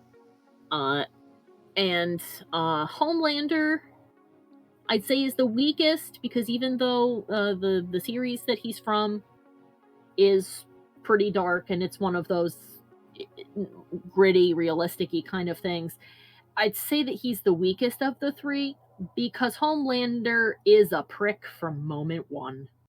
He just starts out as an asshole, from what I have seen. Yeah. That he's like he's very fake, and we know that he's a bad guy from the first moment that we see him. I think the first time we see him like doing anything is I think we see him imagining killing a crowd full of people, and then he does. So, oh my goodness, that progressed very quickly. Oh yeah, from tentacles to this, right? No, speaking of Omni-Man, I'm working on a thing with Omni-Man. Oh, cool. Yeah, let me below the posts. Yeah, so I guess after all that, my opinion is that Omni-Man is the best. So yeah, this is a scene from the show when he's fighting the Flaxans. Yeah. So yeah, this is the Flaxan King supposed to be, right? And this is Omni-Man. He's Omni-Man anyways. And I'm trying to make him look like J.K. Simmons, who is the voice actor for Omni-Man. Ah, cool. So it's really far from being completed, but he's looking really cool so far, though.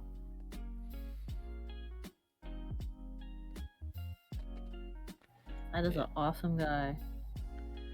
Oh yeah, speaking of the braids, how's that looking?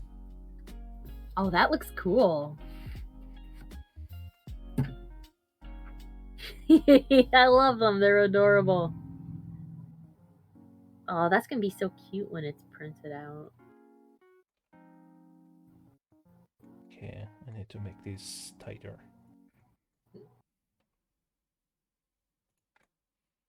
Yeah. That's looking super good.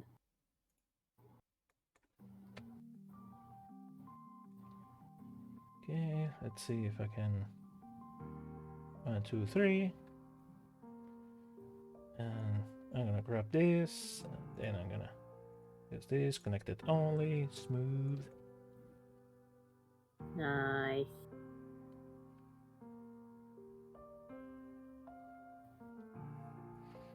Okay, I need to show the. Yeah. Oh, look at that. Oh, that's so cool. Look at them float. Just like flapping around under. I love Zoidberg. Zoidberg is one of my favorite character tropes in that he's the doctor who has no idea what he's doing.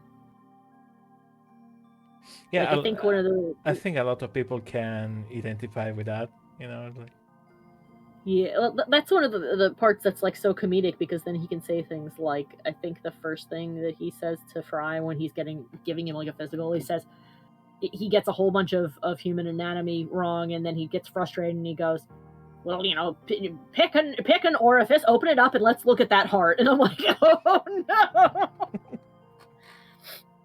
Little interactions like that are delightful. But I'm not a girl. What? And he picks up the card. It's like, what? Oh.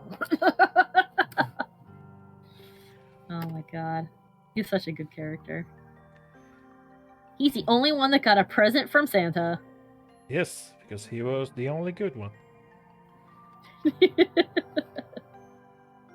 Zoidberg's never done anything bad in his life. Oh my gosh! Actually, his interactions with the lady of his species during the episode where he was trying to find a mate were really funny, and they reminded me of this comic series I see popping up periodically. That's like aliens saying things people would normally say to each other, but saying them in a more literal sense, so they sound really weird. Ooh. You know, that's good, because for a second I thought that you were going to say that reminded you of your dating life. It's like, okay. Oh, thank God, no, it does not. I mean, we have all been there, right? But, you know. Not that bad, thank God. But there was one where it was like the phrase was basically like, oh, you're looking really good, have you lost weight? And it was is like an alien walking up and says, you look pale and malnourished, are you afflicted with parasites? And the other one is like, thank you, most definitely, in great amounts. I'm like, oh no. Yeah, they had that line in that episode of Futurama. I remember now. Yeah. Yeah, there was a similar one where he's like, you look like you've lost weight. Do you have parasites? And she's like, oh, good of you to notice.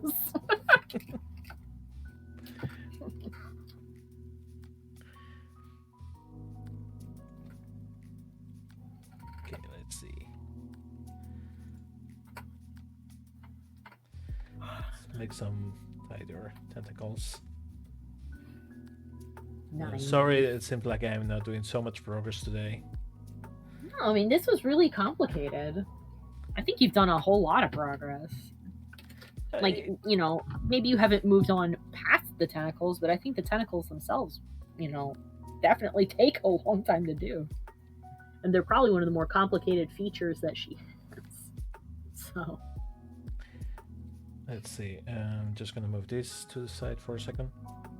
Mm-hmm. And now they should just go in there.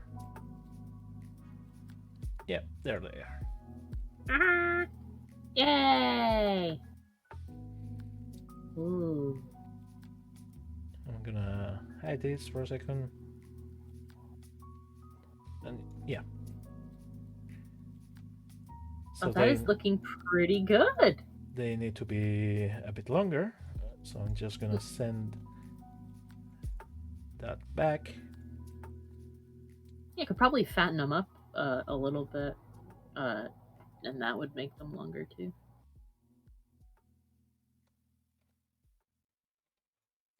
Tweaking. Okay.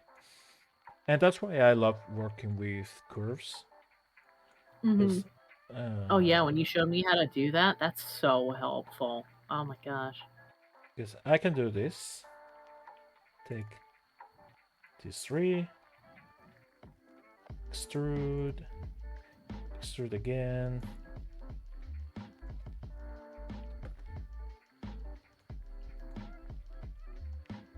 Put them where I need them.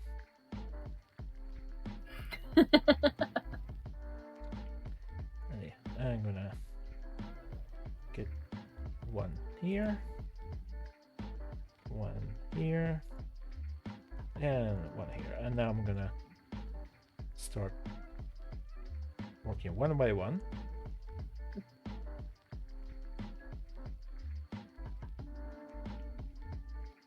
And this is the best thing about working this way, because you see, if I just extend it, it extended itself. I don't have to worry about having to add more geometry or anything like that. Oh, thank God, yeah. That'd be terrible if you were like copy paste, copy paste, copy paste. Oh god. Oh yeah. There's like 1,000 of them. This file is now massive and it's crashing constantly. Okay, let's see. Front view. Front view tentacles. Okay, let's do this one in the front. So you go down here. And then I'm not sure if he means this project, but King Greed says I'll take 2 figures.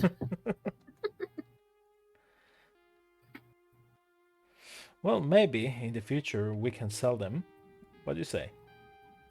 Hey, I mean, if there's an interest, sure. I would not be opposed to that. And King Greed knows that I have other figures. And thing is, I am making progress. I'm gonna have a progress report soon. That Nice. The figures are entering now the final stages. Finally, I got the printer running again in a stable way. So I'm not gonna spoil it, but let's say that I'm quite close. But I'm not gonna say how close I am until I am closer. Because I don't like making promises if I cannot fulfill them, and I have talked too much in the past. Like, yeah. Whoop. Like, I have to deliver those figures, and I want to deliver them. Okay, so how's that thickness looking there? Yeah, that's looking pretty good.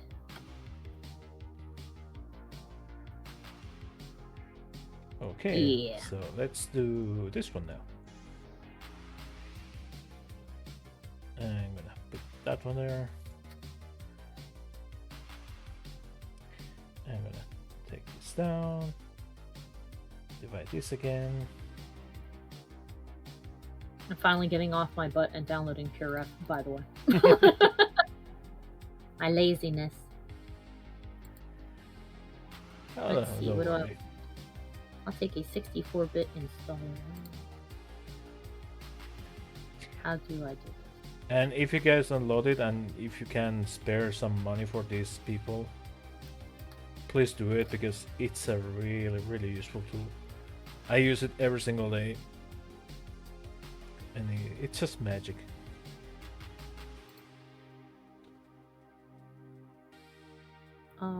Let's see. I need to figure out how to convert what money I do have into euro, because I don't know how much. Oh no, you can just put any amount. Oh, I see. Like if you want to put just $1 single, you can put just $1 single. There's no. Okay, because for some reason, it's all in euros.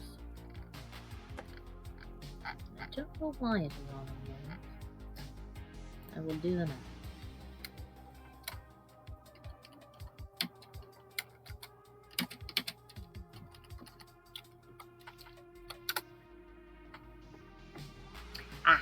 So they're almost about the same. It's $1.06.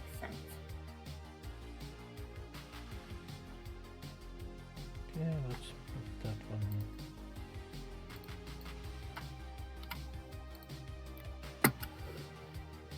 Here we go. Do that, and I'll pay for it via.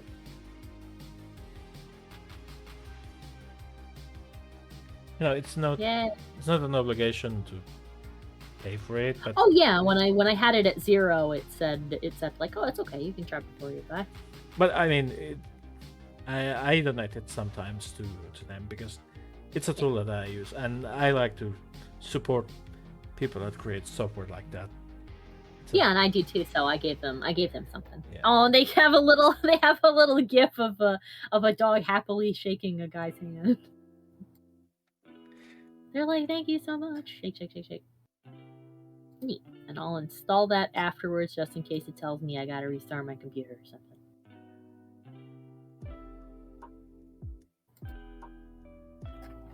The last thing I want to do is be like, it seems to be installing, and then I disappear. Hello? Alex, where are you? I crashed. My computer restarted. I'm sorry. It's like, okay, and in this day we remember Alex that was bravely with us until she wasn't.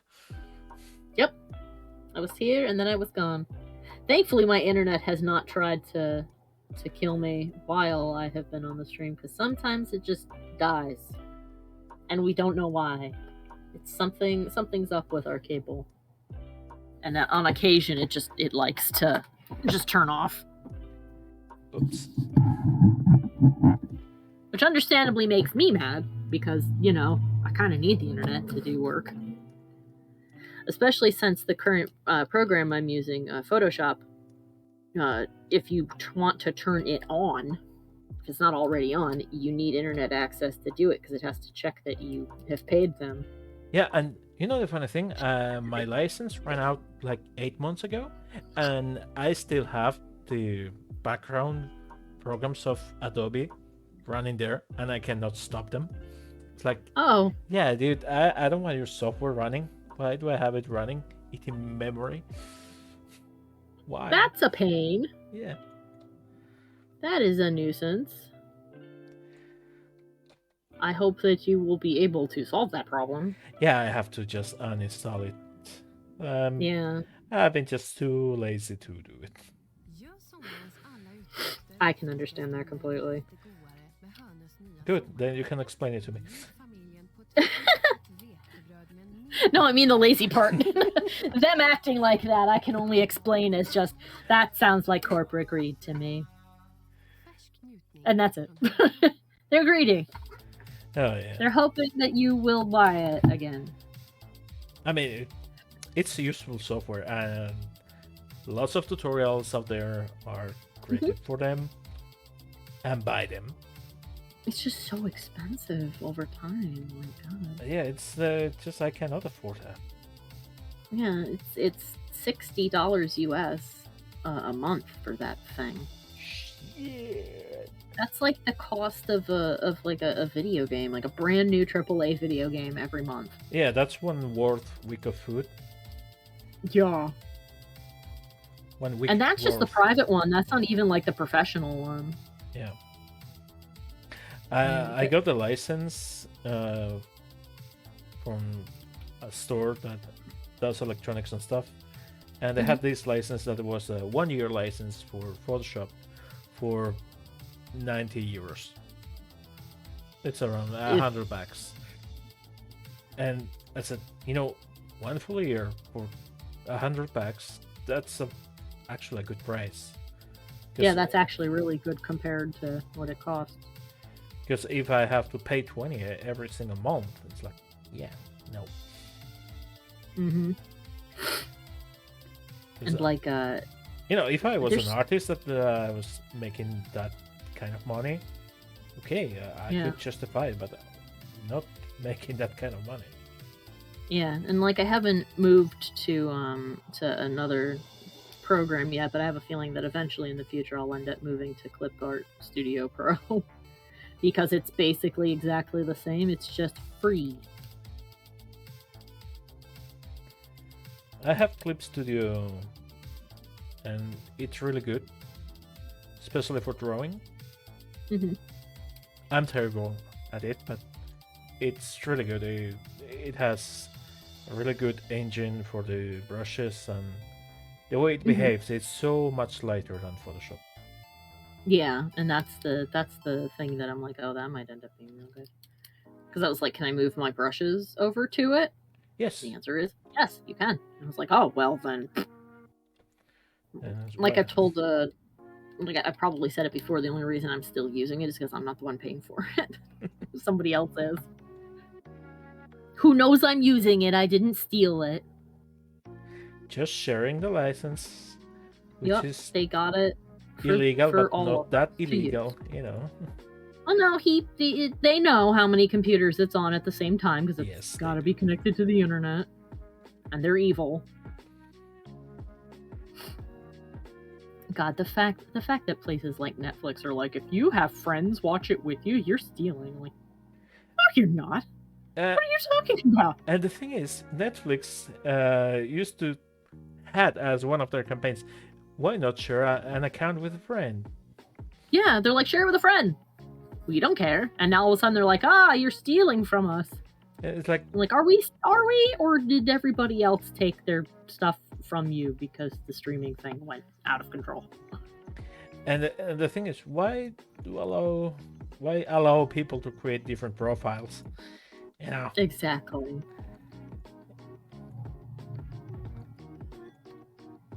Come on, guys.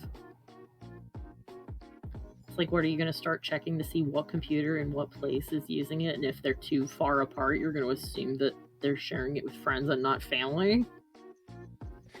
Yeah, and maybe they are sharing it with their family. The thing is, they have the option to, if you pay the premium. I have the premium Netflix, so the expensive one.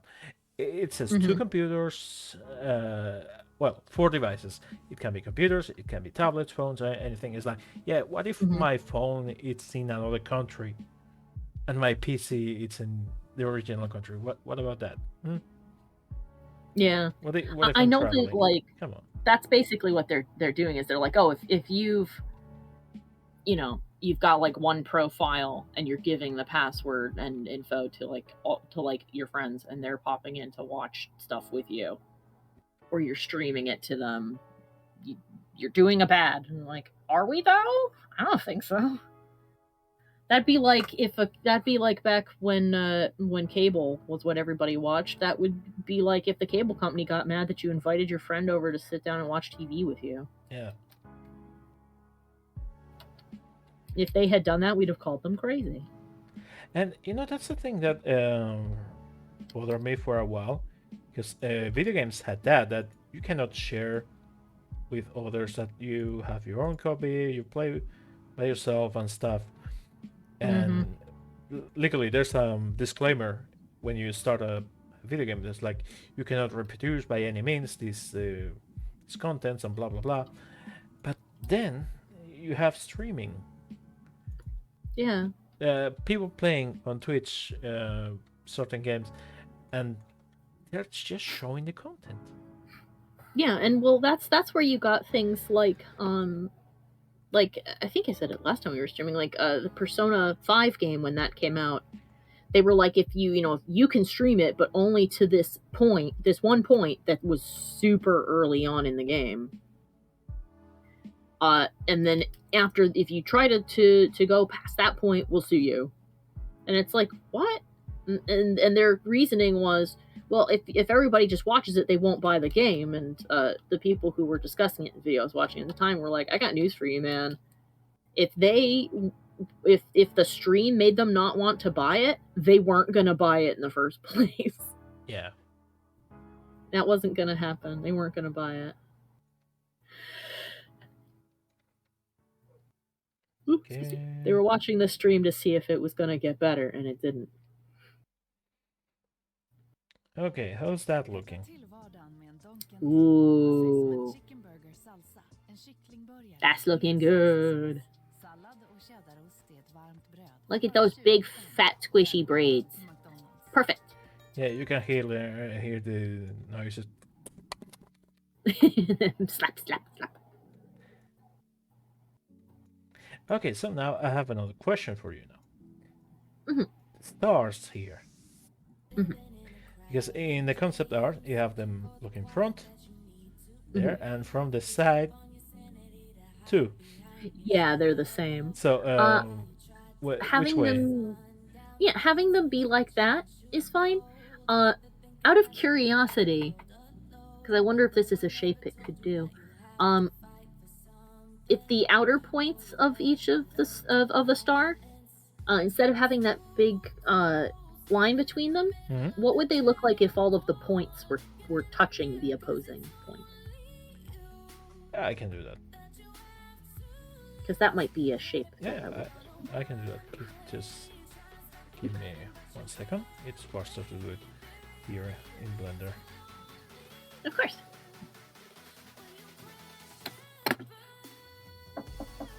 So... Oh, hold on a moment. I am having a knock at my door. Probably questions about dinner.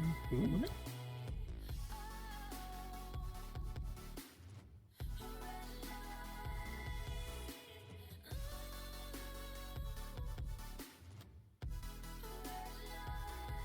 Okay. Let's see, how can I do this easier? I think.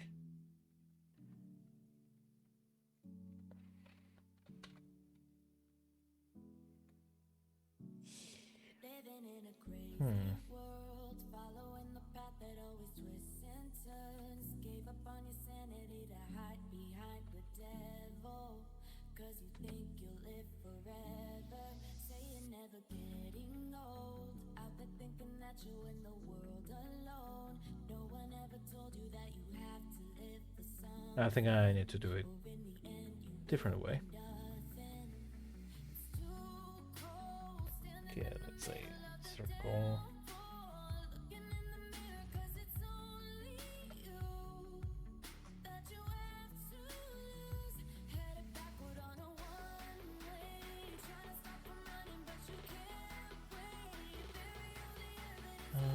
Triangle phone.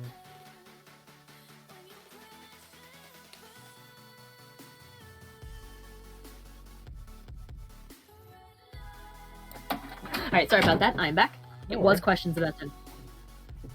Oh no, did I ask you to do something that was a lot more difficult than it needed to be?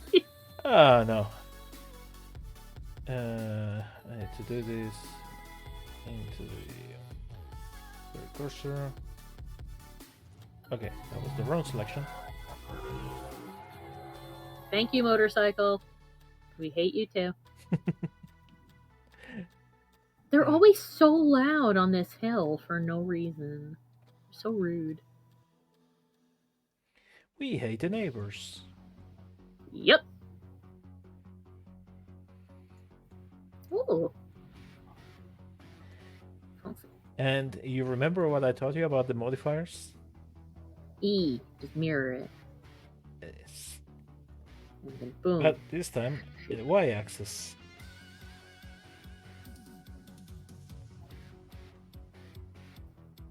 Okay, I need to look it up from up top.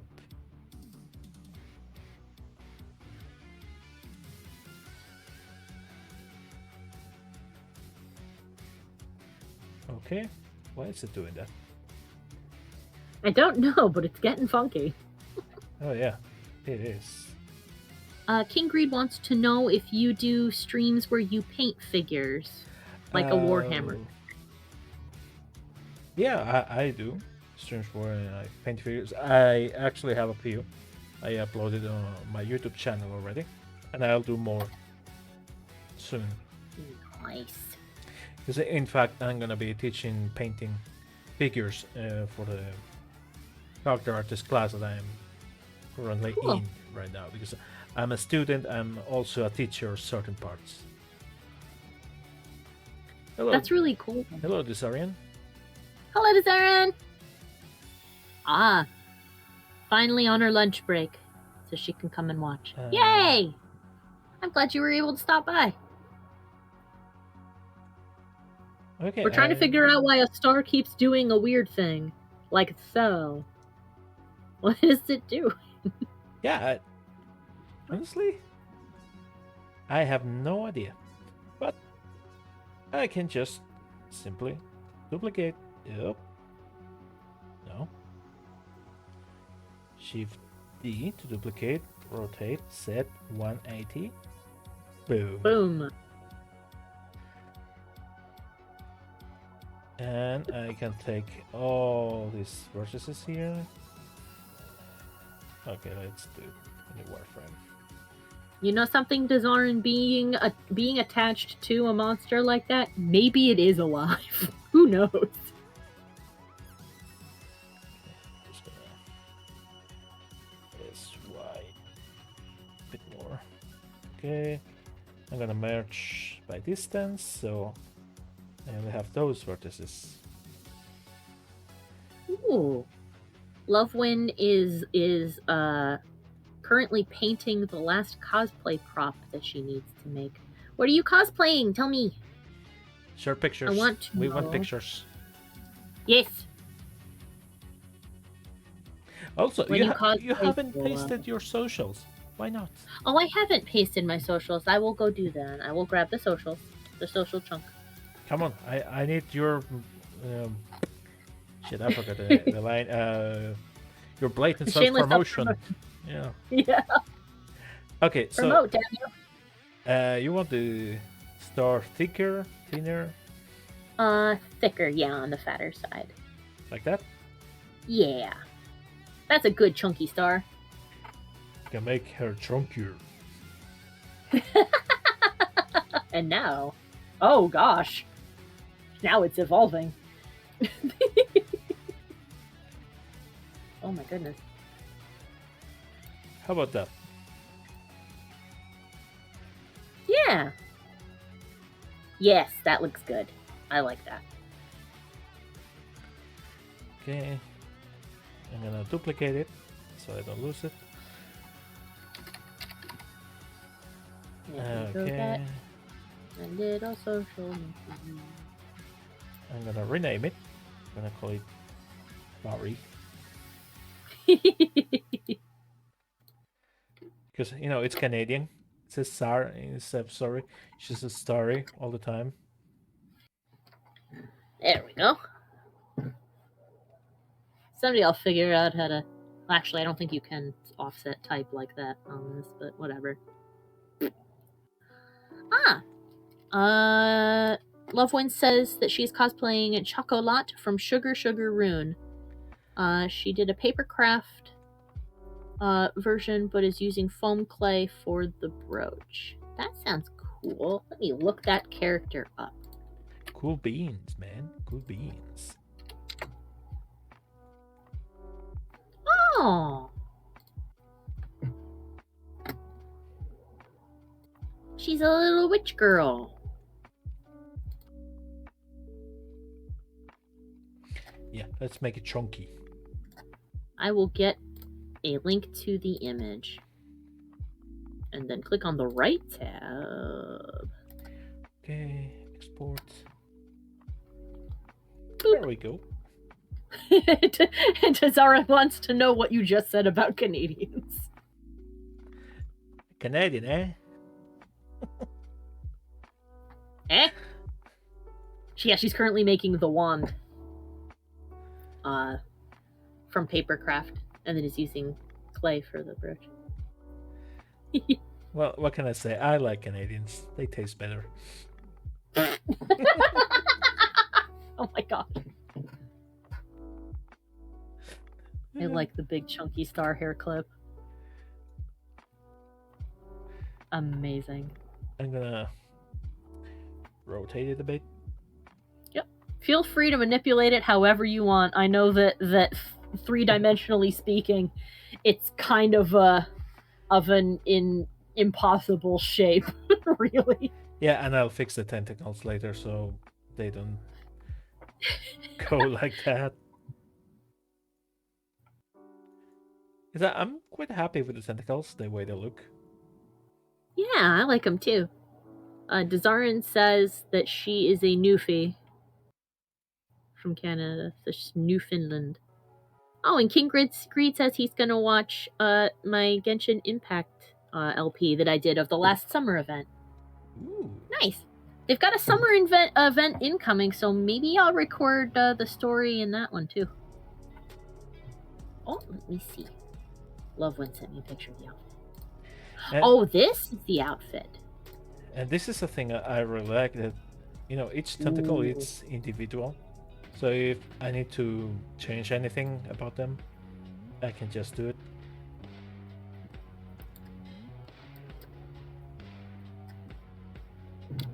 Boom, I've dropped it in this chat. That is the outfit. Hopefully when you click on it, it will actually open the image instead of not doing that. Sometimes Discord lets you open them. Sometimes you can't. Oh, Discord, you are so funny. It works fine. Except for when it doesn't. You know, It works 60% of the time works all the time. Yeah.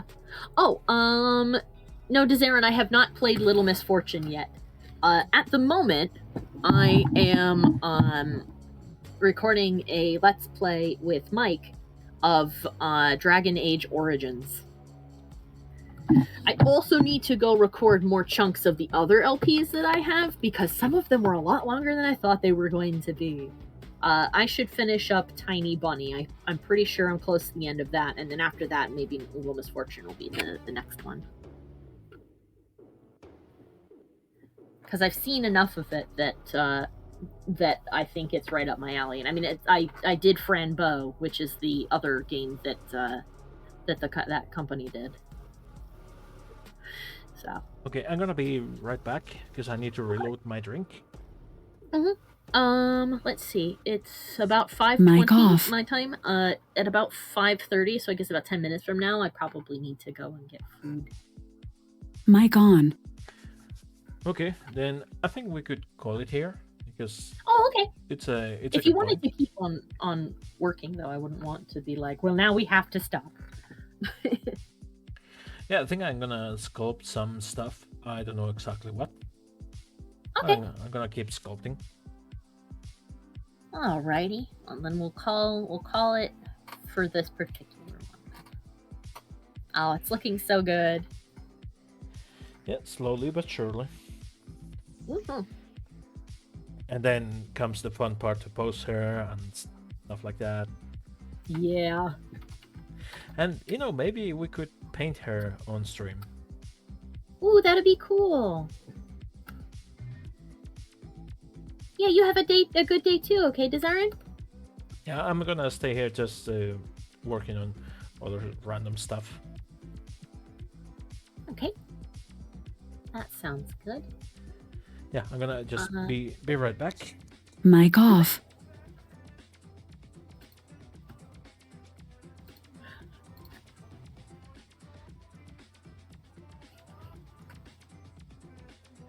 Oh, a bunch of people all liked that link to to this stream, so I hope that means that some of them stopped by.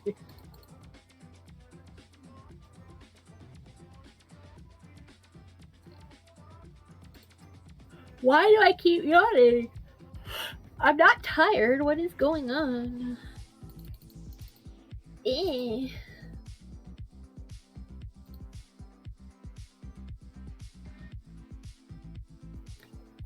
Yeah, I'll say goodbye proper when he comes back. I don't want to just leave while he's in the middle of stuff, so you're stuck with me for a couple more minutes.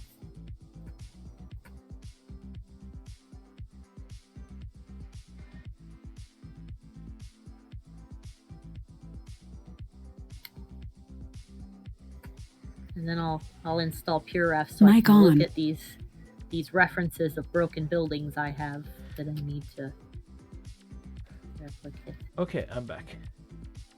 Welcome back. I'm permanently yawning. It's awful.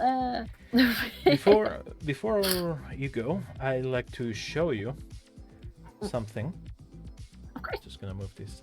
So you know you have seen the arrays and the curves and what they do. Yes. So I'm gonna show you something that I find cool. Okay, I'm just gonna hide all this for a moment. He's teaching me secrets. Cylinder. As shift set, so it's only something. It's a noodle. Yeah, basically. So maybe you know those Asian umbrellas, that are paper umbrellas that are quite fancy, right? So let's add yeah, let's say a plane. 90. Okay, I'm gonna move this here, that here. So I'm just gonna make one of the arms. Let's say something like that. This is not an exact science right now. X 0, so it's like that. So if I do this. Let's give it. What was it? Solidify. Offset at 0, so it goes in both directions. Okay, let's say just a tiny bit more. Okay, that's good. Mm-hmm. And if I do now an array, we could say, oh yeah, it's duplicating them. Yes. Mm-hmm. No, that's the wrong modifier. Yeah, like, oh yeah, it's putting a lot of stuff in the direction I don't care about, right? Uh-oh. Yes, That's I an agree. awful lot of posts going in different directions. Also, yes, another motorcycle. Why are they all out tonight, and why right now? Yeah. Okay, so I'm gonna add it's called empty. Mhm. Okay, empty plain axis. Yeah, that's good position. So if I do object offset and I choose the empty, okay, and I say this to 0. Okay, and you will say, okay, yeah, you just ruined it. All the copies are on top of each other. Yeah, this is useless. So if I just rotate, Oh. it gets better. Oh, that's neat. Let's say that I want to have. Give me a number. 25. 25.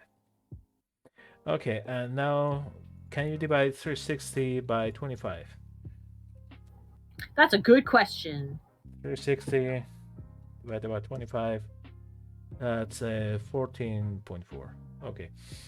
So if I rotate this set 14.4. Oh, look at that. It's just wonderful because Oh, that's cool. it just creates as many as you tell it in the rotation that you tell it.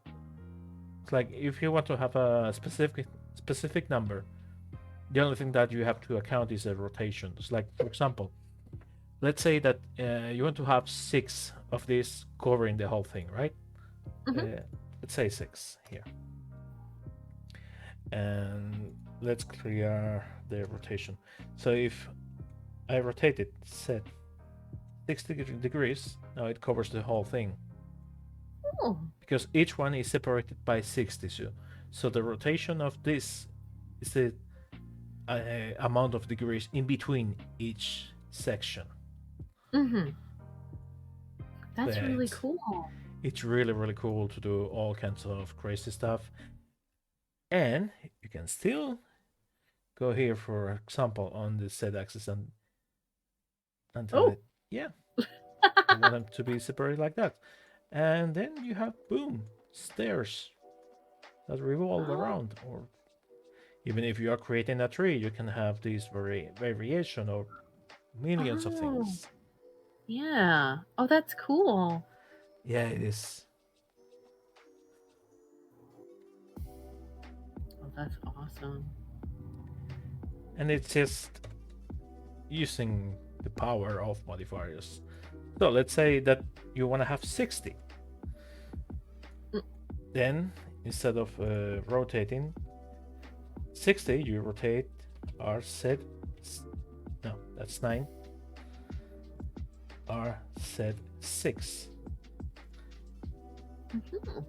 And there you have it. Oh, that's so cool. And then you would make the little sheet to go over the top of that, if you wanted. Oh yeah, give me 1 second. I can do that. I'm gonna add a circle, mesh, circle. I'm gonna make it have, yeah, let's say 60 vertices. Yeah, that's fine. So I'm gonna grab it, scale it so it fits there. I'm gonna extrude and scale down.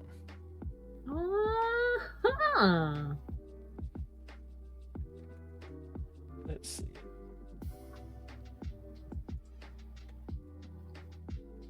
Oh, that's cool. Look at that.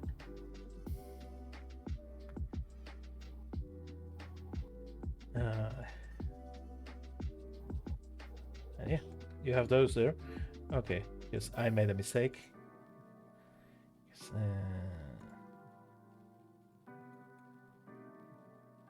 Yeah, there we go. Raise that up too. Yeah. Nice. But yeah. That's really cool. It's quite simple to make.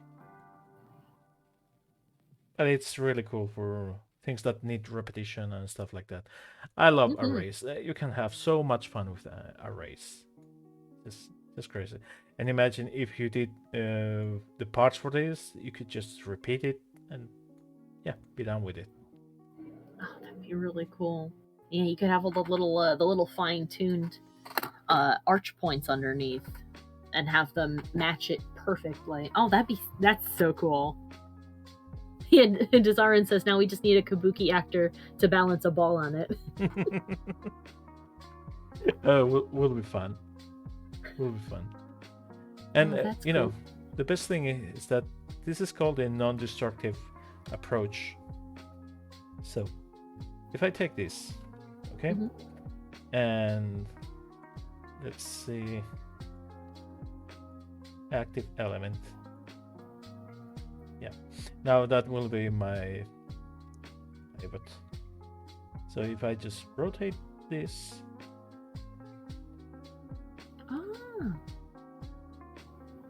So they'll just condense how they should.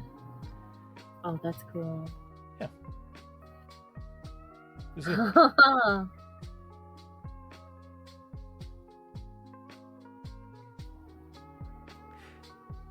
So many things that you can do with this stuff. It's just... That's awesome. And I love showing people to do this kind of stuff because people take these things and they run with it. They create amazing stuff. That looks like it might be really useful for one of the parts of the figure I'm working on. It seems like I could probably use that to do feathers on the wing later. Yeah, could be a way to do it. Oh, when I'm ready to put like fine textures on stuff, I'll definitely hit you up and be like, all right, so here's what I want. What do I do? Please help me. Oh, I will help you. Don't worry about that. No, I love teaching. I've been teaching Blender for many years now, and I've seen people create really cool stuff. Okay, I'm gonna let you go because it's time for you to go. Yep, it's time for me to go get some food. And thank you so much, and I'll be back next Friday for more alien action. Alien action. Sounds good. Sounds good. Yeah. But yeah, you have a good rest of your evening doing all of the sculpting stuff that you're gonna do. Yeah, I think I'm just gonna do some random sculpting. Let's see what comes out. Nice. And I hope everybody else who's watching has a good evening. And I'll see you guys all next time then. Okay, take care. Bye-bye, everybody. And bye-bye to you. Everybody say bye, Alex. Come on, don't be shy. I'll see you in a couple of seconds. And if I don't, that's okay. They'll know. Yep, there it is. They're all saying bye-bye. Bye-bye, guys. And bye-bye. Okay, I'm gonna take a quick picture of this and send it back to Alex.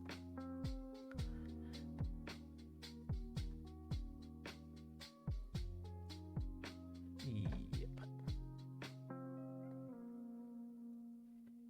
Okay. Nu förändras allt. Copy. Vår helt nya kycklingmeny är svensk kyckling som du aldrig smakat den förut.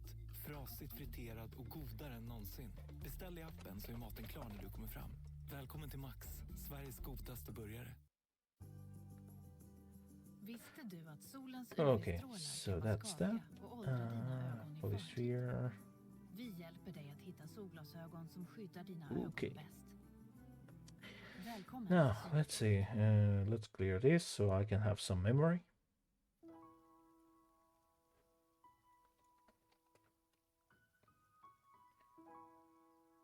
Front view. Okay, what could I sculpt? Save that. Let's see.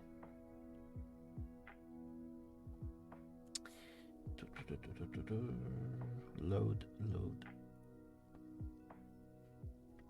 What other things do I have?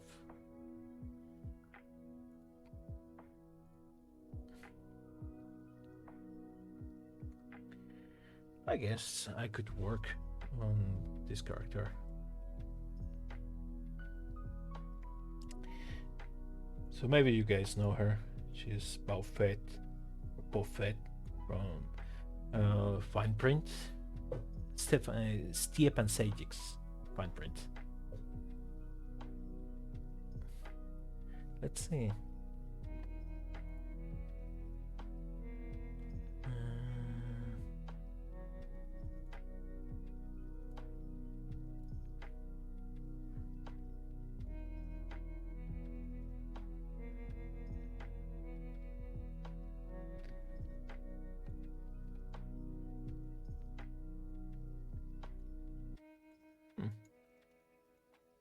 I think I'm gonna work on the body a bit. Yeah, it's from Fine Print. Stepan Sajic. Give me a second.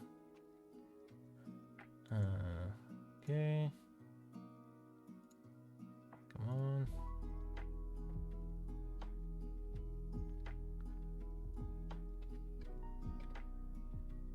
Yep, Stepan Sajic. And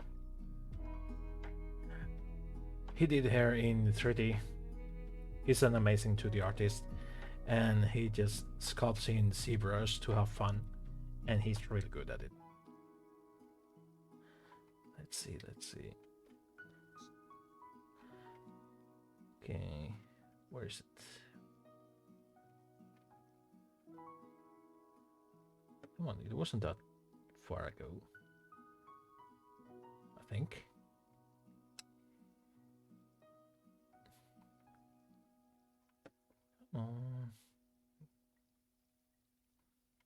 You know, when you try to find one thing and you cannot find it, it's just hilarious. Oh yeah.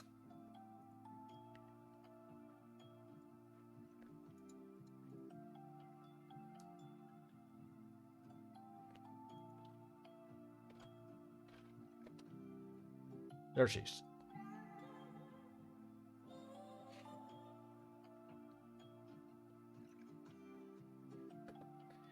Okay. Let's see.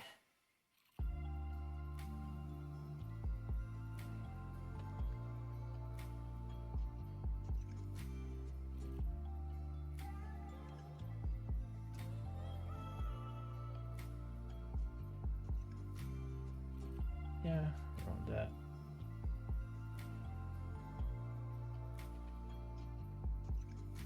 Yeah, more or less.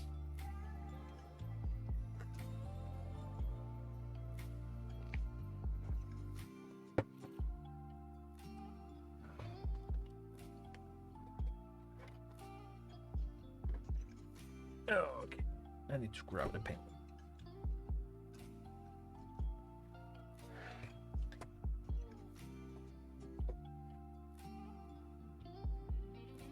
Yeah.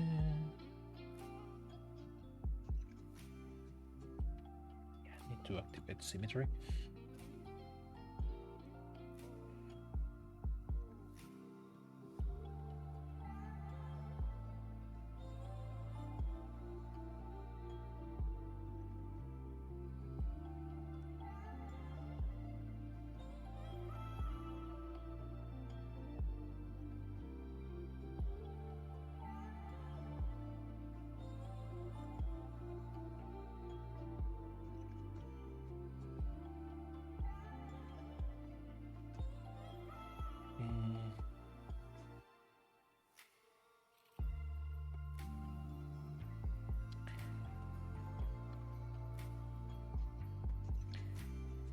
this.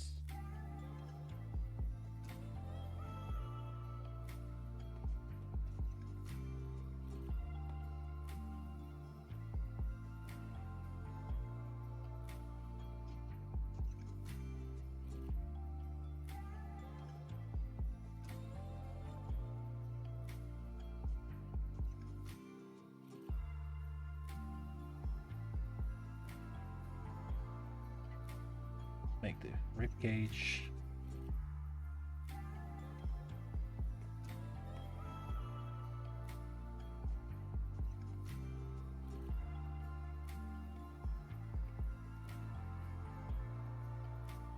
And the scale is all wrong, but it's okay for now.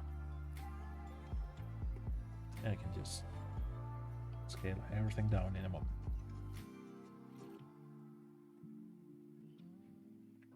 I'm just sketching. Sketch business. Okay.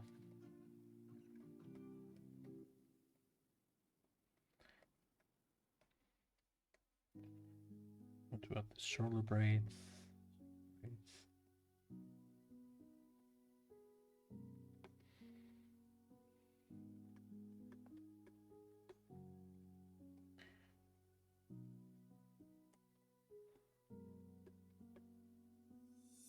Yeah, something like that for now.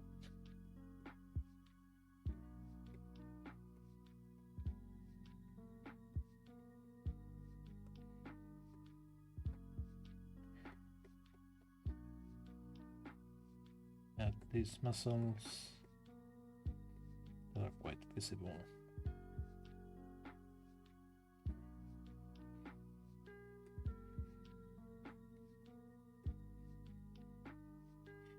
Now let's add some volume.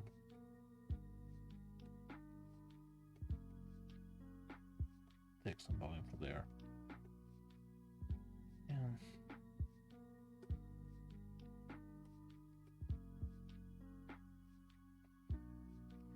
let's add that.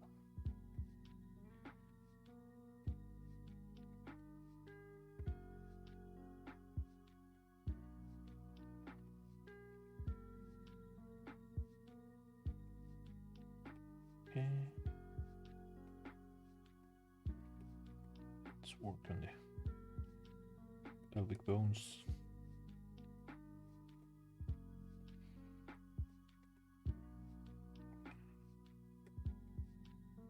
Iliac crest.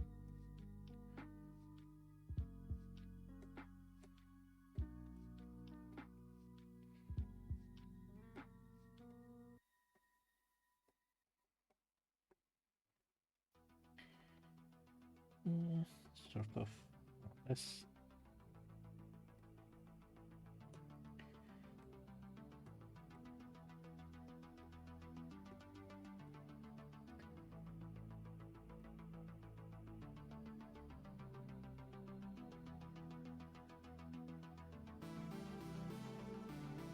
Maybe too long.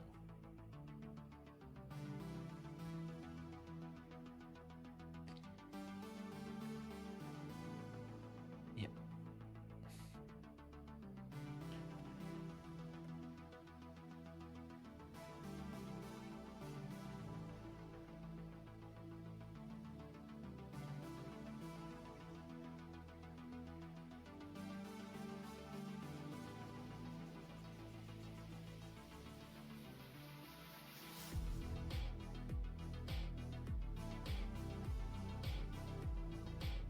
This is why it's a sketch, not final. Just try to find the volumes.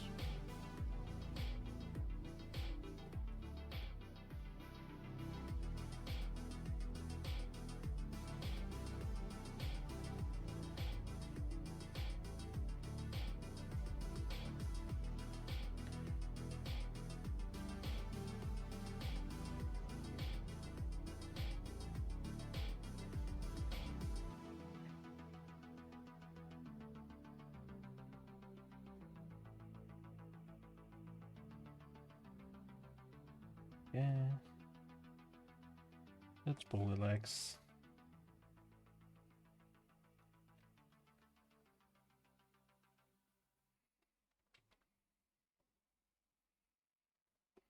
Filip och KQ8 här.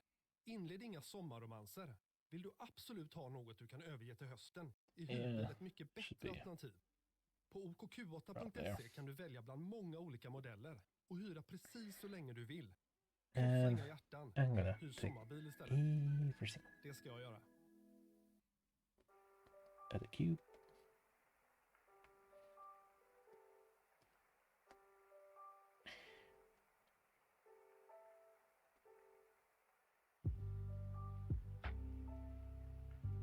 Okay. Transparency.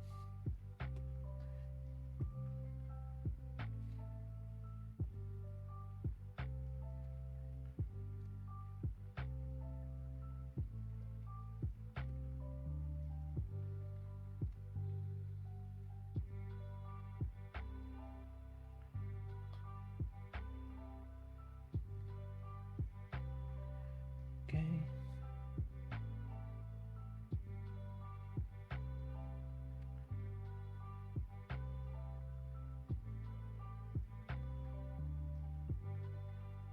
Everything needs to fit in here.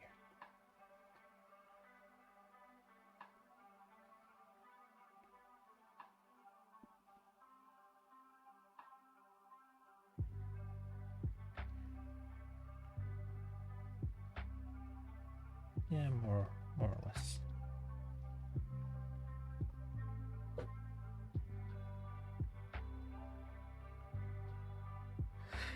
Yeah, well, if you have a plan on what to do exactly, it doesn't take that long.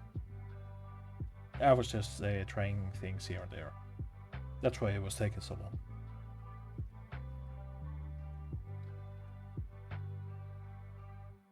Okay, I'm gonna duplicate this and make a ruler.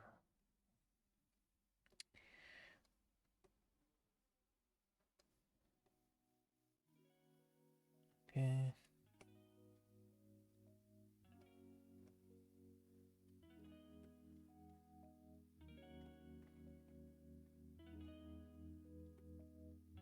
Let's see. 1, 2, 3, 4, 5, 6, 7. Let's give it 8.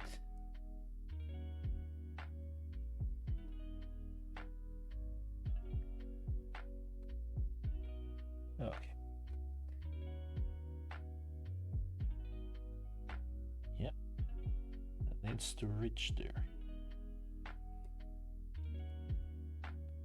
That's good for the knees.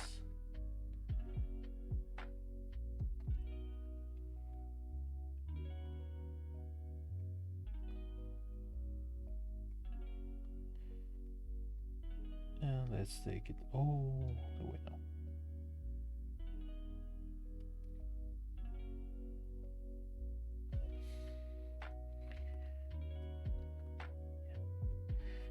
Okay, this thing needs to be bigger. Yeah, around there.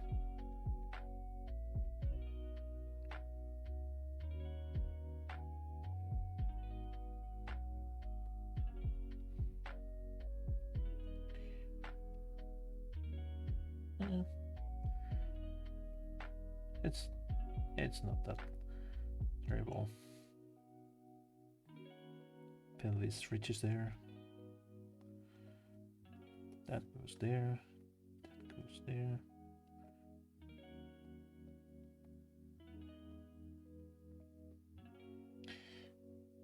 And it has to go back a lot.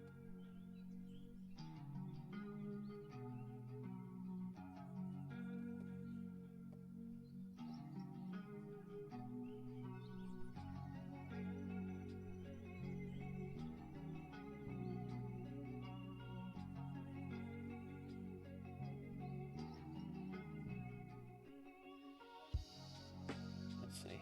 Yeah, I like that.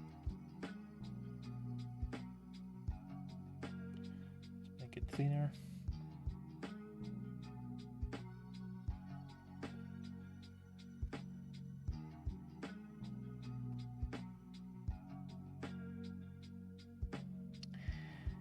And the legs are shaping up. It's knee.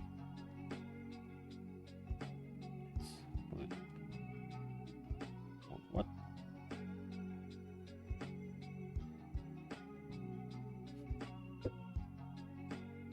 Let's pull this back a bit.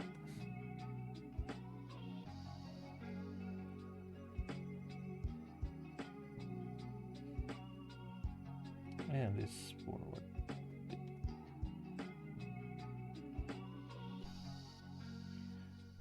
Okay.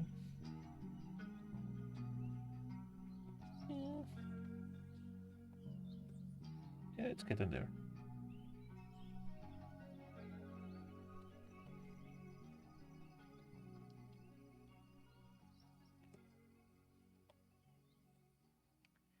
Let's see.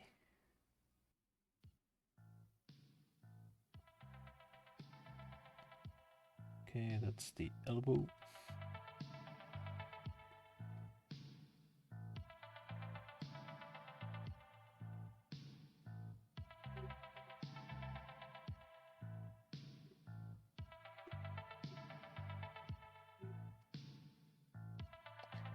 And let's put it all the way down there.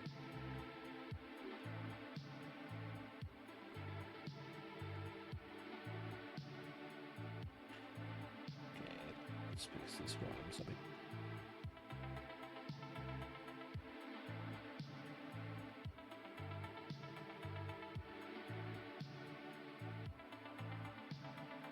So it doesn't look like a monster.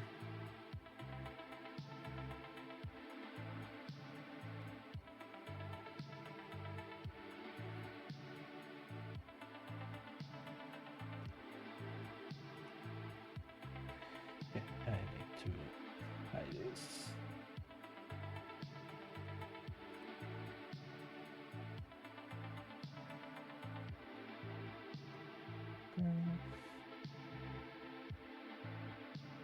Yeah. Yeah, it's getting there.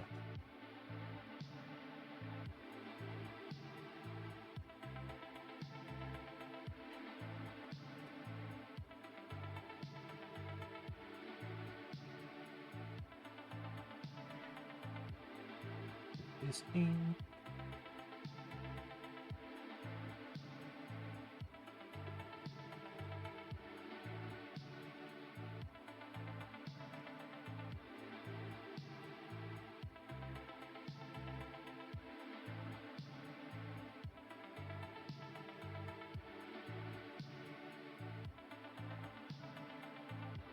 Yeah. That's looking better.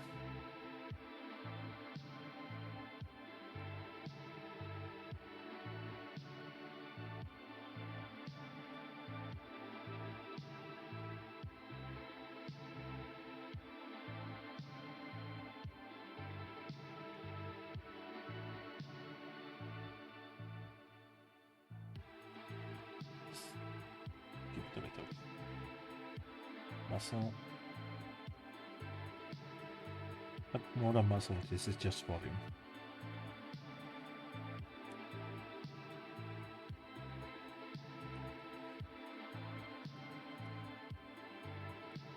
Just adding some volume in this area.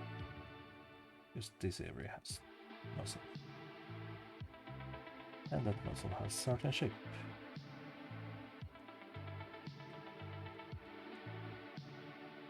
Even though the character is not that muscular. Good to have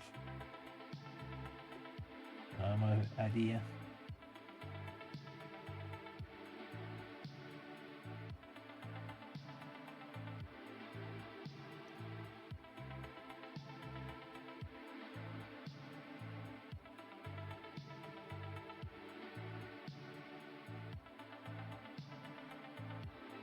And here we have 1, 2, 3.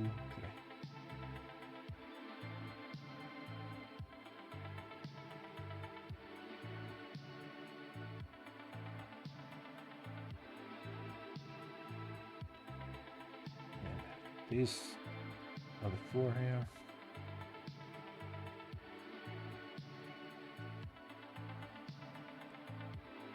And goes there.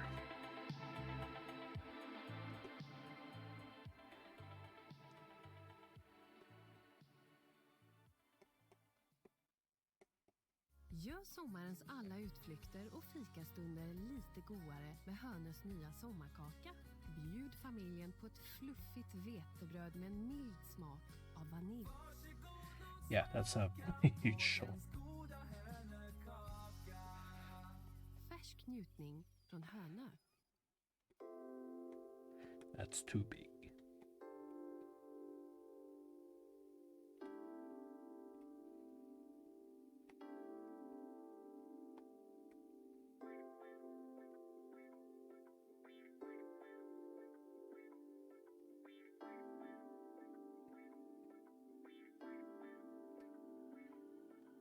Maybe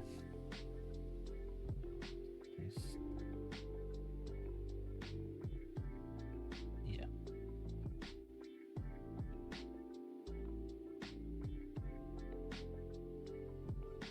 Yeah, I like that.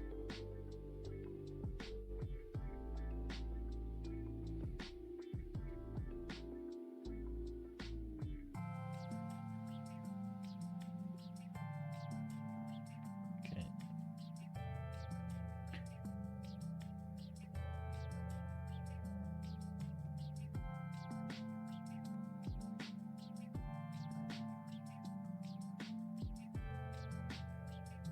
The elbow there.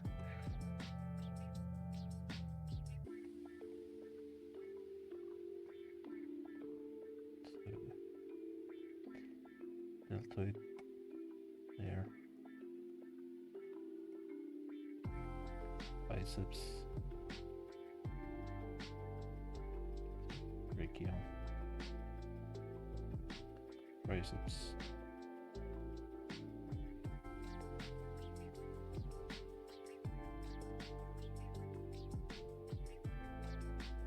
It's the elbow.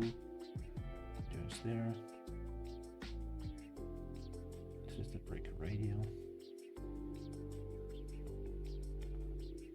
Then we have the extensors. And we have the anconeus here. This is the ulna. We have the flexors.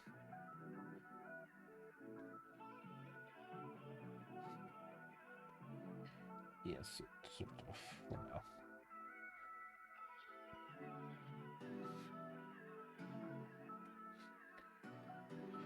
Okay, let's see.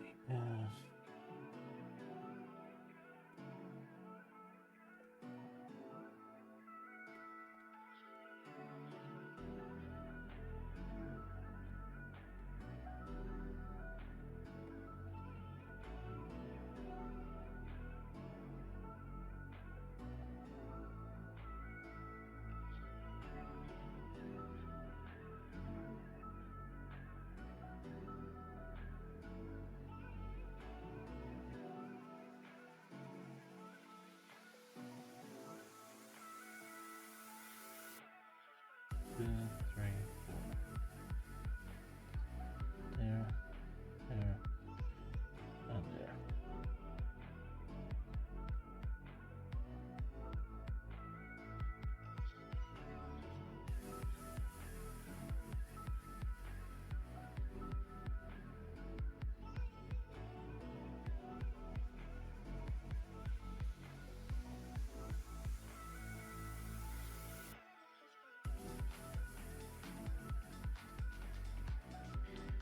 And then we have the big one.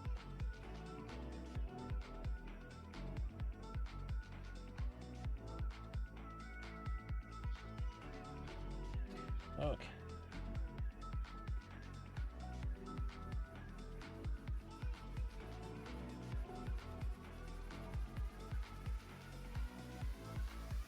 Let's to go in a bit.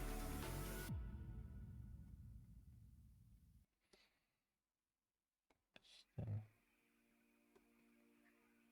that one.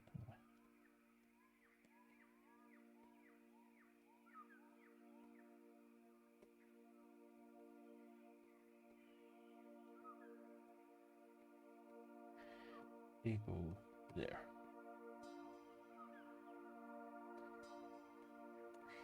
Yes.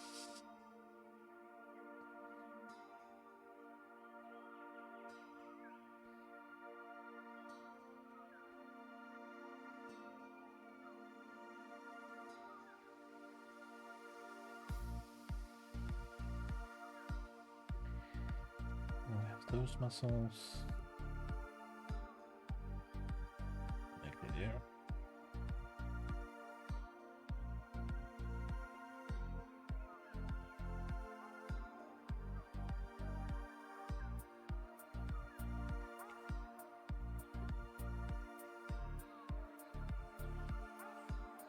That one.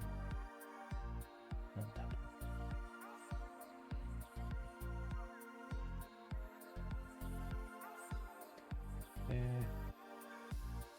We have trapezius. There.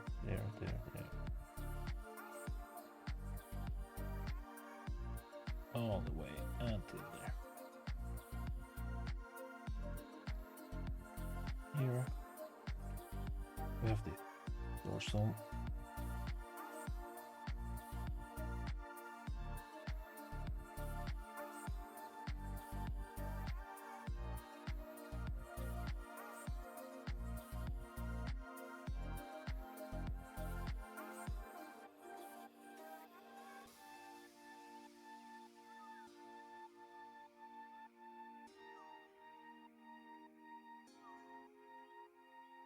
And the C7.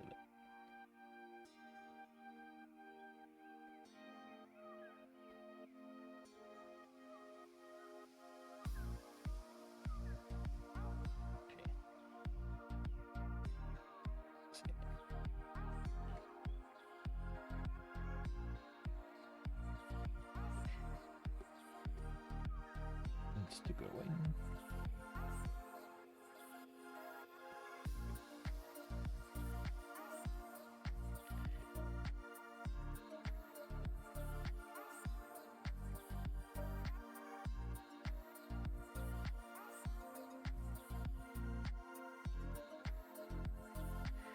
I'll need more polygons in a minute.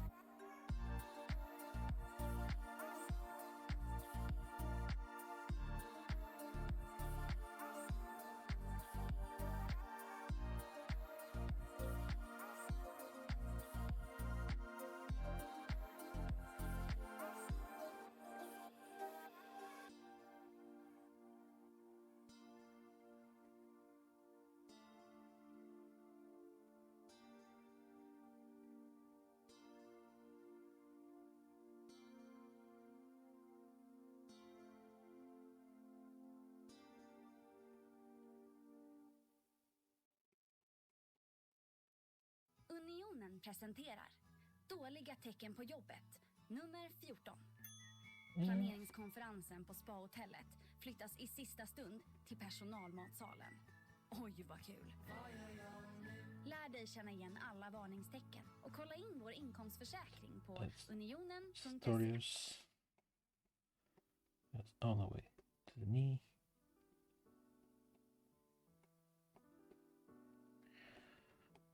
There.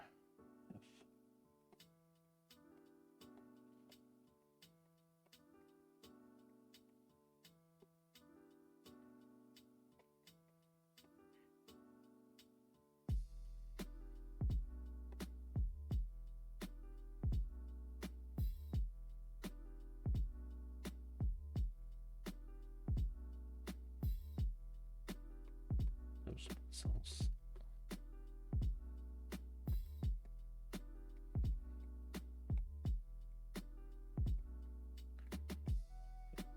Let's see.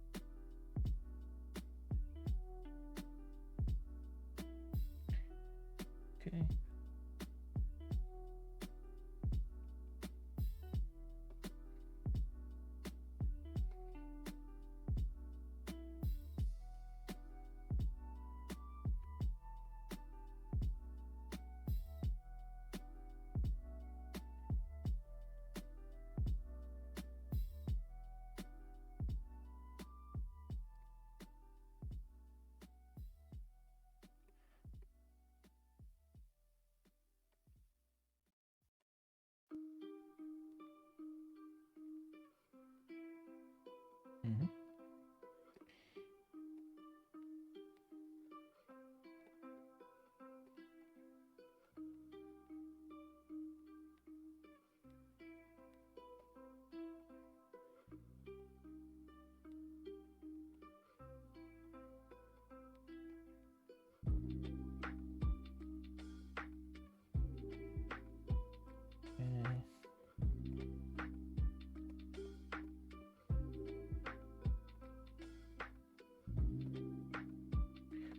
What kind of music is this?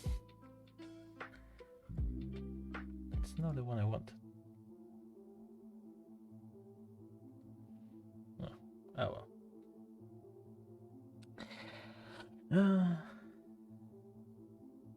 We'll see if I can upload this.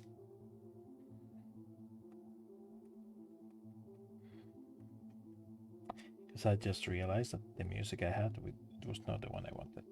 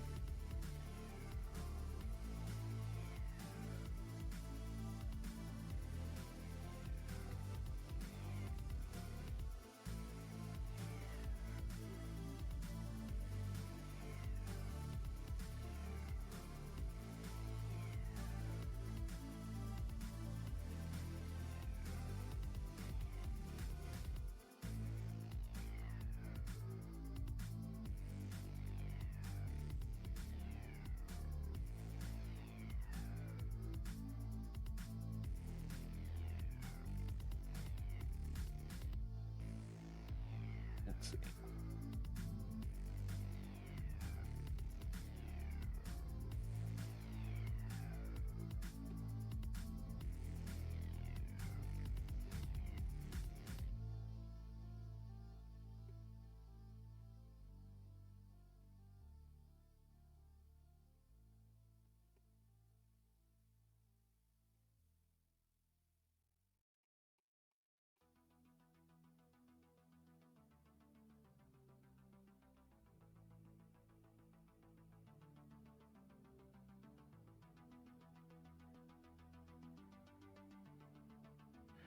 Okay.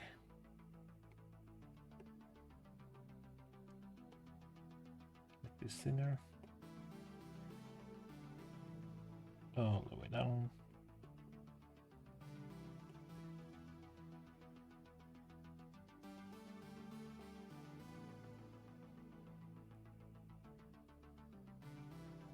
Okay.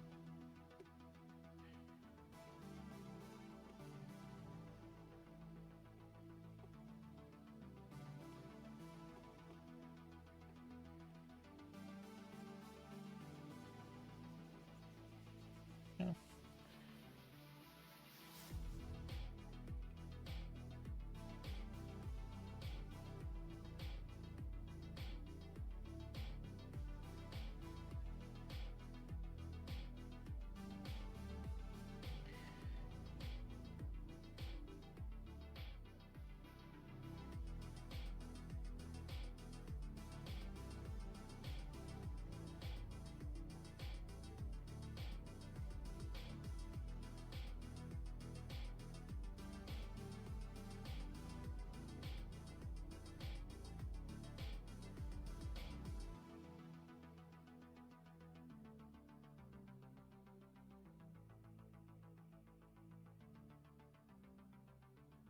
Okay.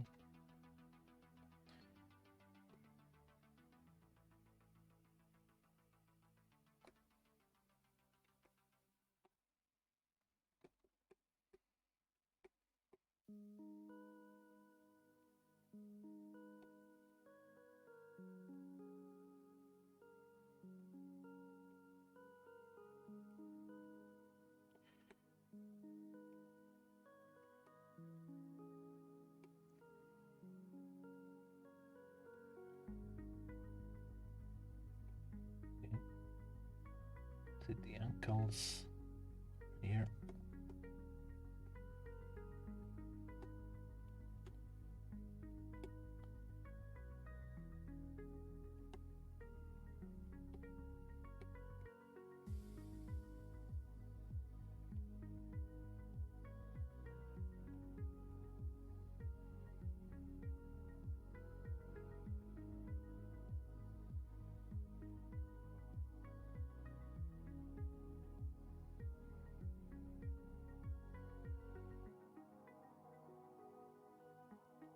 And the fingers are there.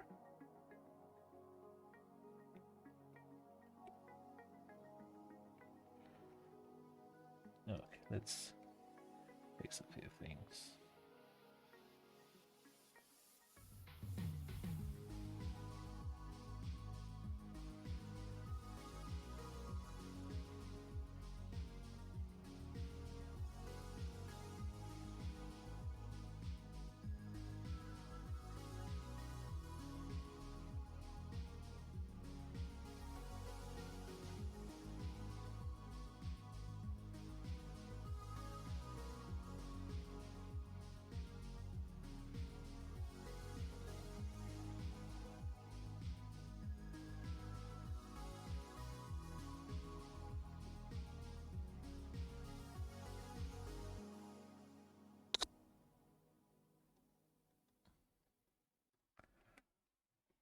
Okay. Filip och KQ8 här. Inled inga sommarromanser. Vill du absolut ha något du kan överge till hösten? Är hyrbil ett mycket bättre alternativ? På okq8.se kan du välja bland många olika modeller och hyra precis så länge du vill. Krossa inga hjärtan. Hyr sommarbil istället. Det ska jag göra.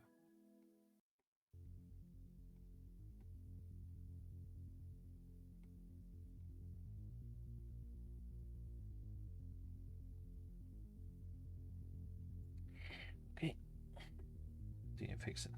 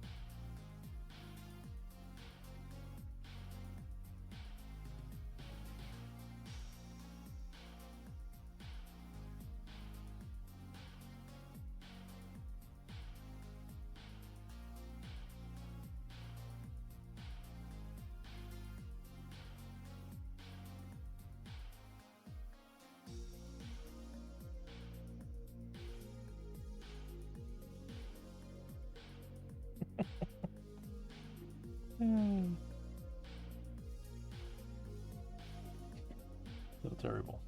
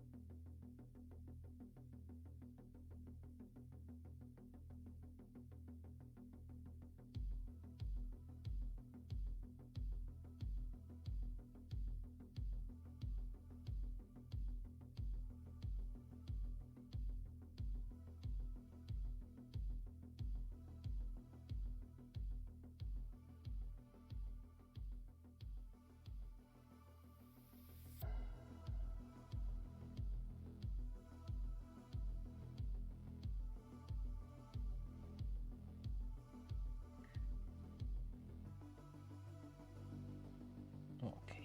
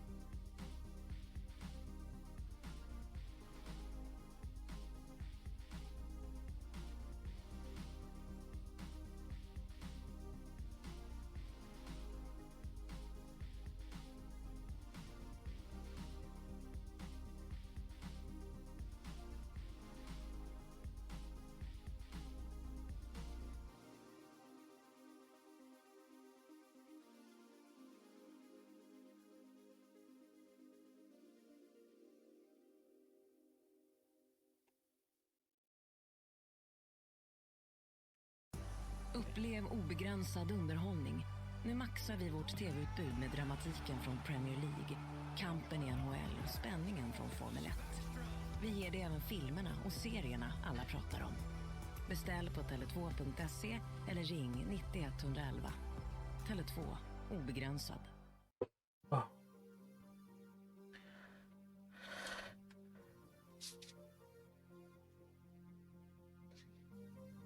Thank you. I think I'm gonna call it here too. It's sort of a starting point for the body.